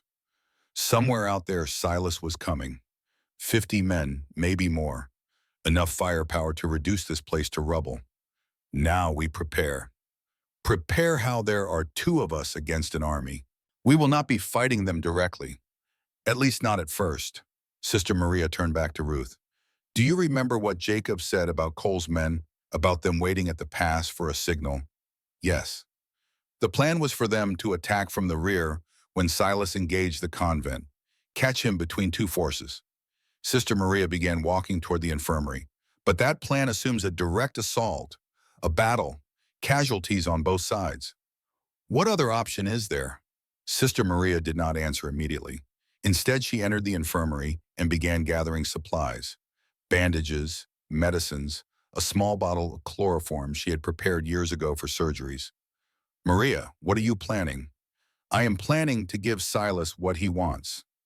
Ruth's eyes widened. The documents? No, something else. Sister Maria tucked the supplies into a bag. Me? You cannot be serious. I am completely serious. She turned to face Ruth. Silas does not want to destroy this place. He does not want to kill the sisters. What he wants, what he has always wanted, is me, his family, his blood. He wants revenge. Yes, but revenge for what? For Thomas dying, for the family being broken apart, for 15 years of loneliness and rage. Sister Maria's voice softened. He is not a monster, Ruth. He is a broken man, a man who lost everything and does not know how to live with that loss. So you are going to walk up to him and offer yourself as a sacrifice? No, I am going to walk up to him and offer him a choice. What choice? The same choice I had 15 years ago. The choice between holding on to the past and reaching for something new. Sister Maria slung the bag over her good shoulder. When I testified against Thomas, I thought I was choosing justice over family, but I was really choosing the person I wanted to become over the person I had been. I was choosing transformation. And you think Silas is capable of that? After everything he has done? I think everyone is capable of it, but only if they are given the chance. She walked toward the door. Tonight I am going to give Silas that chance, and whatever happens after that will be up to him. Ruth caught her arm. And if he chooses wrong, if he kills you, Sister Maria met her eyes, then Cole's men attack, and you make sure Silas does not survive to hurt anyone else. For a long moment, the two women stood facing each other. Then Ruth nodded slowly. Where do you want me? On the chapel roof. You will have a clear view of the entire courtyard from there. If things go wrong, she pressed one of her revolvers into Ruth's hands. You know what to do. Ruth looked at the weapon, then at Sister Maria. I have never killed anyone. I know, and I hope you will not have to tonight. Sister Maria squeezed her arm. But if it comes to that, remember what you told me. Sometimes fighting is not about destruction. It is about protection. She left Ruth standing in the infirmary and walked out into the courtyard. The moon had risen, casting silver light across the empty buildings.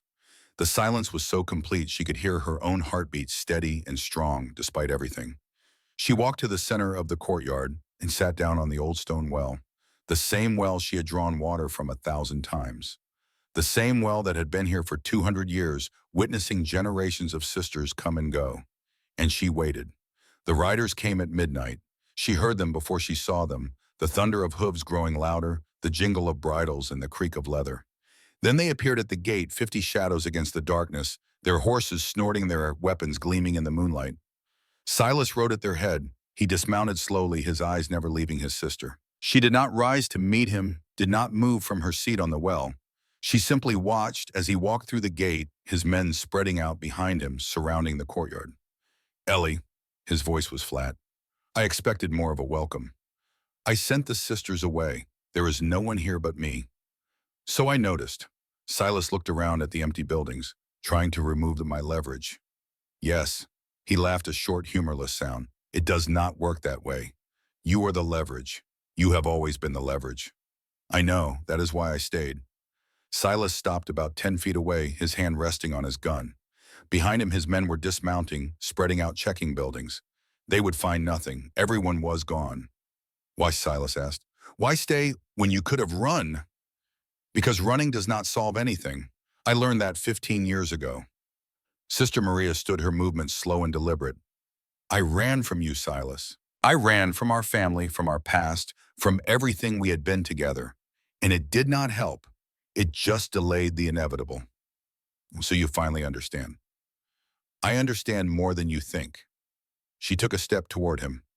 I understand that you are in pain, that you have been in pain for 15 years, that everything you have done, all the violence and the rage and the hunting, it is all just a way of expressing that pain. Silas's face hardened. Do not pretend you know what I feel. I do know, because I felt the same thing. Another step. When Thomas died, when I realized what I had done to our family, the pain was unbearable. I wanted to die. I put a gun to my head and almost pulled the trigger. Something flickered in Silas's eyes. Surprise, perhaps, or recognition.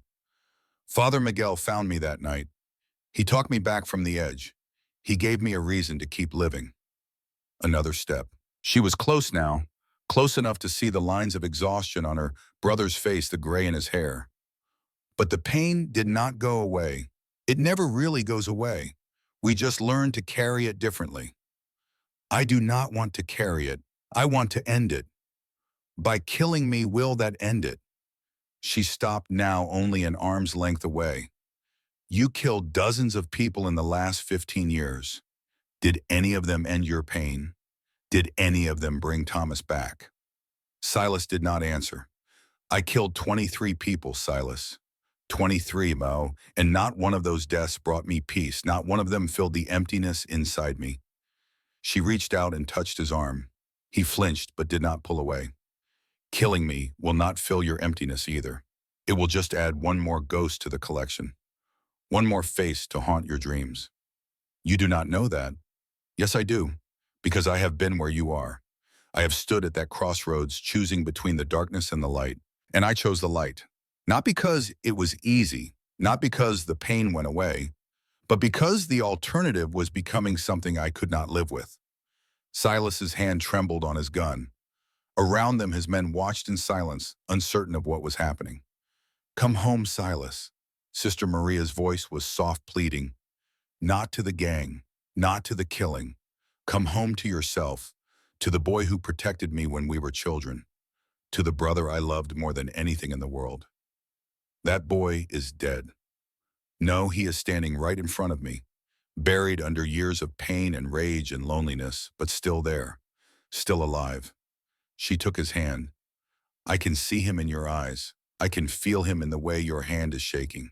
He is there, Silas, waiting to come out.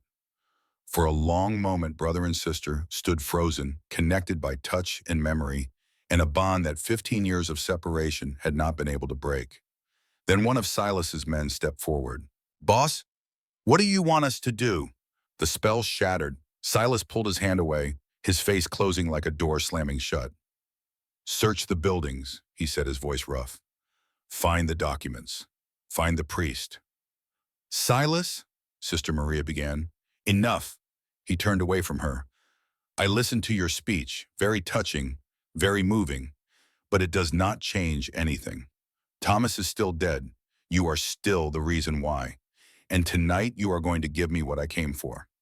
The documents, the location, everything. He turned back, his eyes cold. And then we are going to have a very different kind of conversation.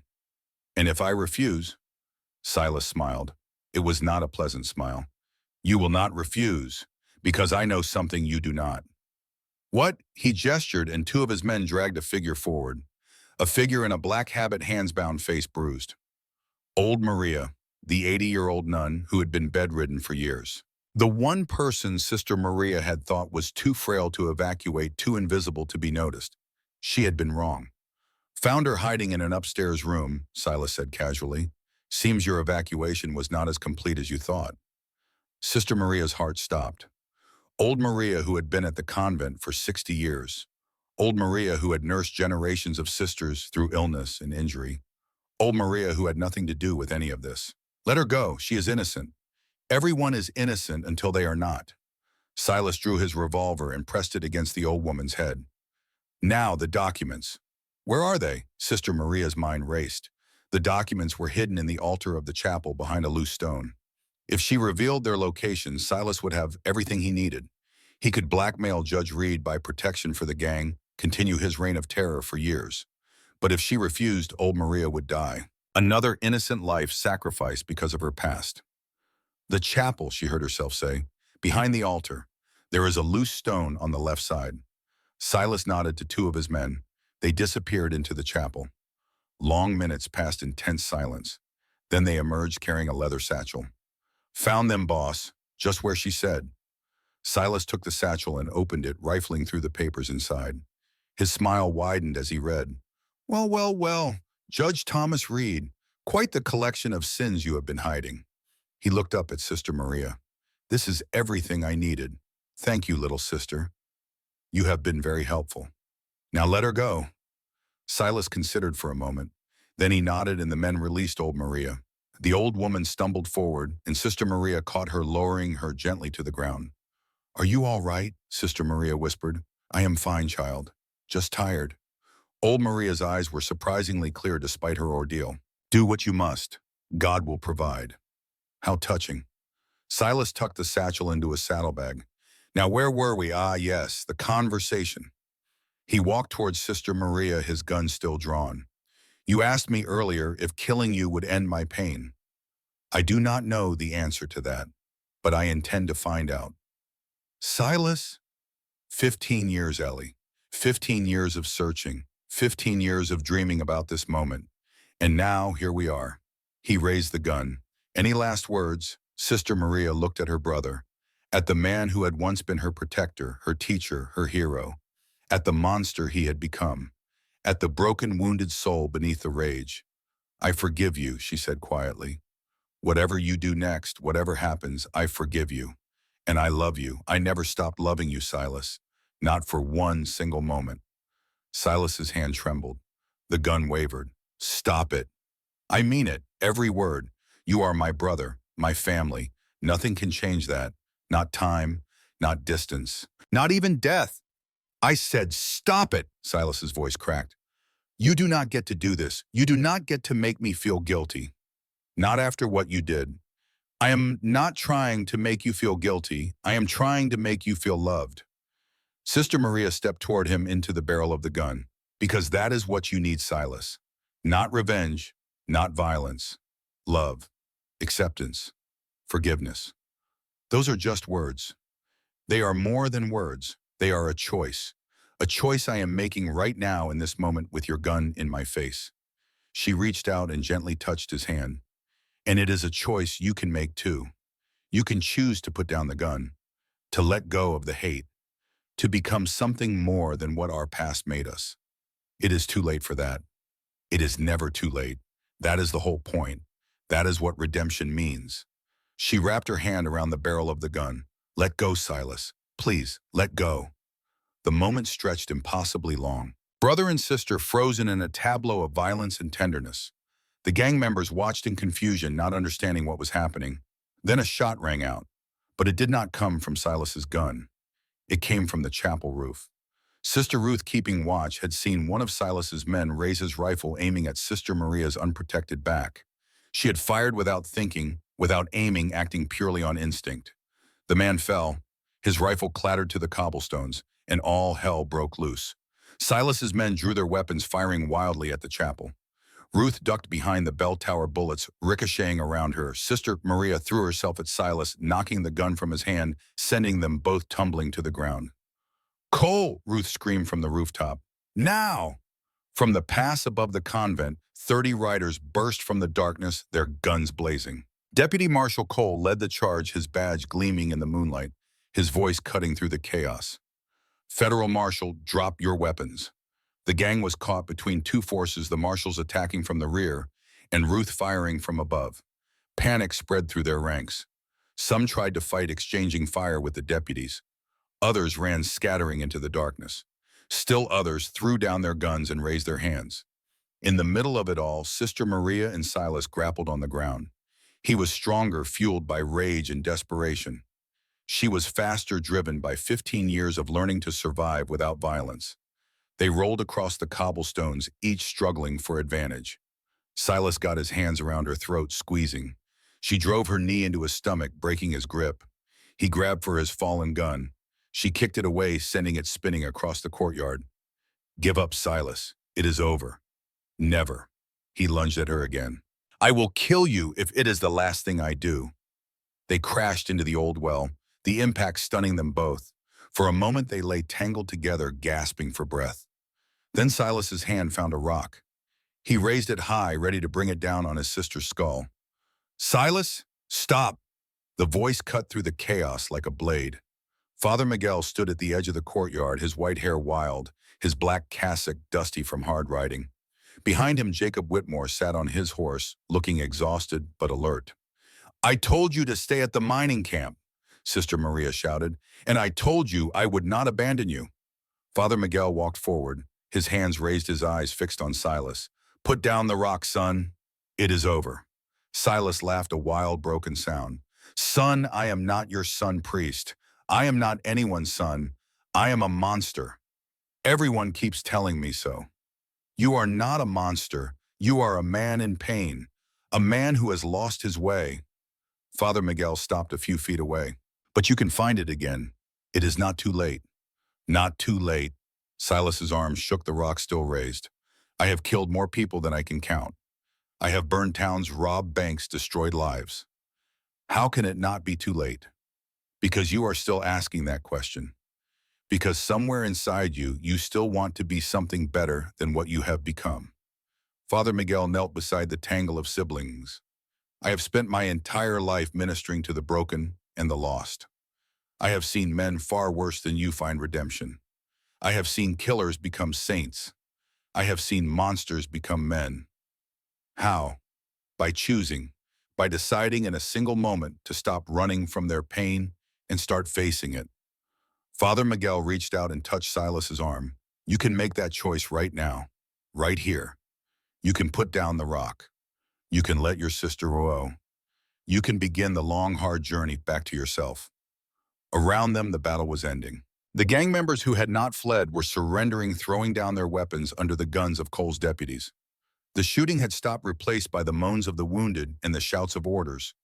But in the small circle around the well, time seemed to stand still. Silas looked at the rock in his hand, at his sister beneath him, at the old priest kneeling beside them. I do not know how, he whispered. I do not know how to be anything else. That is what we are here for. Father Miguel's voice was gentle, to help you learn, to walk beside you on the path, to show you that even the darkest soul can find its way to the light. Silas's arm trembled, his eyes filled with tears, and slowly he lowered the rock. It fell from his fingers, clattering on the cobblestones. He slumped backward away from Sister Maria, his face crumpling as 15 years of rage and grief finally broke free. Thomas, he sobbed, I just wanted Thomas back. I just wanted my family back. Sister Maria sat up, her body aching, her shoulders screaming in pain. She looked at her brother, broken and weeping on the ground, and she felt something she had not expected to feel. Compassion. She crawled to his side and took him in her arms. He did not resist. He simply collapsed against her, sobbing like a child. I know, she whispered, stroking his hair. I know, Silas. I wanted them back too. I wanted it all back. The family we were before everything went wrong. Before Mama died. Before Papa turned mean. Before the world broke us. It is too late. I have done too much. It is never too late.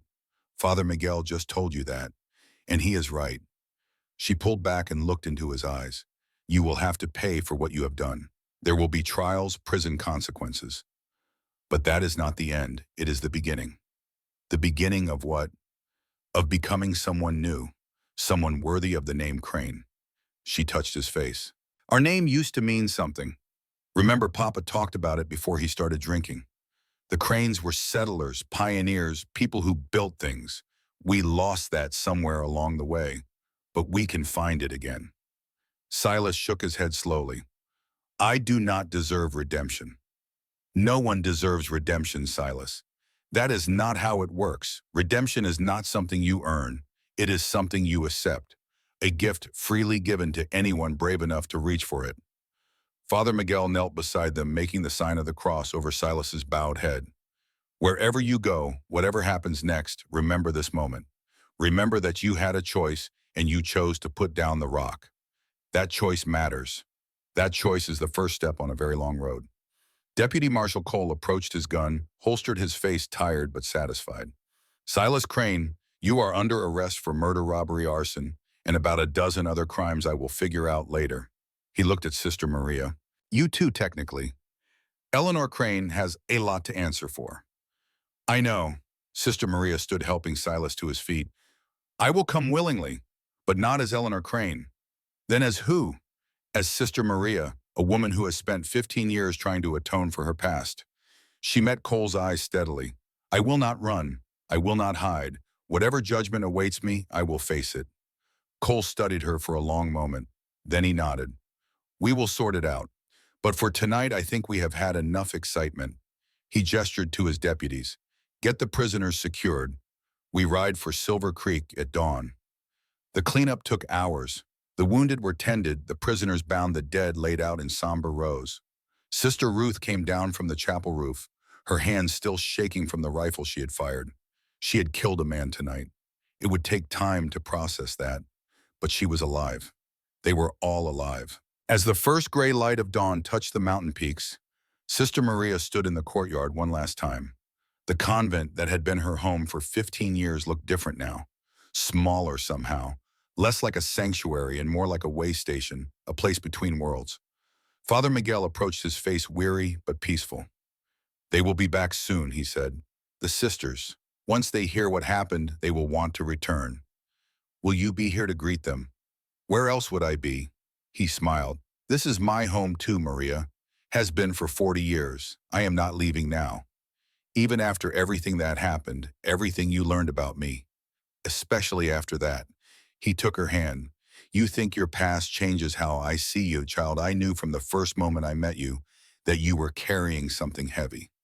I did not need to know the details. I just needed to know that you wanted to put it down. And now you have put it down. Finally, truly, completely. He squeezed her hand. Whatever happens next, remember that. You are not the Black Widow anymore. You are not Eleanor Crane. You are Sister Maria, a woman who has faced her demons and won. I do not feel like I won. Winning does not always feel like victory. Sometimes it feels like exhaustion. Sometimes it feels like grief. He released her hand, but the feeling passes, and what remains is something stronger. Something that can never be taken away. Cole's deputies were mounting up, preparing for the long ride to Silver Creek. Silas was already on a horse, his hands bound, his face blank. He had not spoken since the courtyard had retreated into some inner place where no one could reach him. Sister Maria walked to his horse and looked up at him. I will see you again, she said. At the trial, and after if they let me. Silas did not respond, did not even look at her. I meant what I said, Silas. Every word. I forgive you, I love you, and I believe you can change. She put her hand on his knee. Do not give up. Please, for Thomas, for our family, for yourself. For a long moment, nothing. Then slowly Silas turned his head and met her eyes. Why, his voice was a croak. After everything I have done to you, why do you still care? Because you are my brother, because family does not give up on each other, because that is what love means. She squeezed his knee. Find the boy you used to be, Silas. He is still in there, I know he is. She stepped back as Cole's men started moving, leading the prisoners toward the road. Silas watched her until the last moment, his eyes filled with something that might have been hope, or might have been nothing at all. Sister Maria stood in the courtyard until the last rider had disappeared around the bend. Then she turned and walked back into the convent. There was work to do. There was always work to do. 3 months later. The infirmary of the convent was quiet in the late afternoon. The only sound, the soft rustle of Sister Maria preparing herbs for the evening's medicines. Her hands no longer trembled when she held a knife. The calluses were still there, the scars still visible, but they no longer felt like marks of shame. They felt like reminders of who she had been, of who she had become, of the long, hard journey between the two. The door opened and Sister Ruth entered, carrying a bundle of freshly cut lavender. The new plantings are doing well, Ruth said, setting the bundle on the work table. We should have a good harvest this year. Good. We will need it. The miners from the new camp have been coming down with lung sickness. Ruth sat on the edge of the table watching Sister Maria work. In the months since the siege, something had shifted between them. The distance that had always existed, the wariness and distrust, had been replaced by something warmer. Something like friendship. Letter came for you today, Ruth said, from Silver Creek. Sister Maria's hands stilled. The trial, finished last week. Silas was convicted on all counts, life imprisonment at the Kansas State Penitentiary.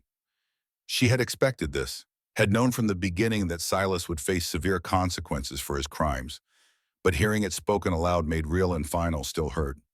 In the charges against me, dropped, Cole testified that you cooperated fully, that you were instrumental in bringing down the gang.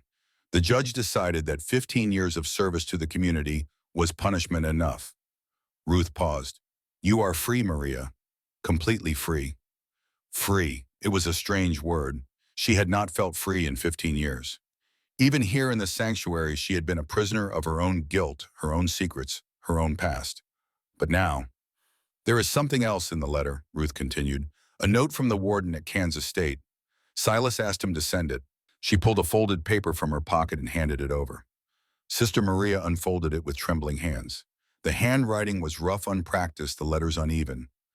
But she recognized it immediately.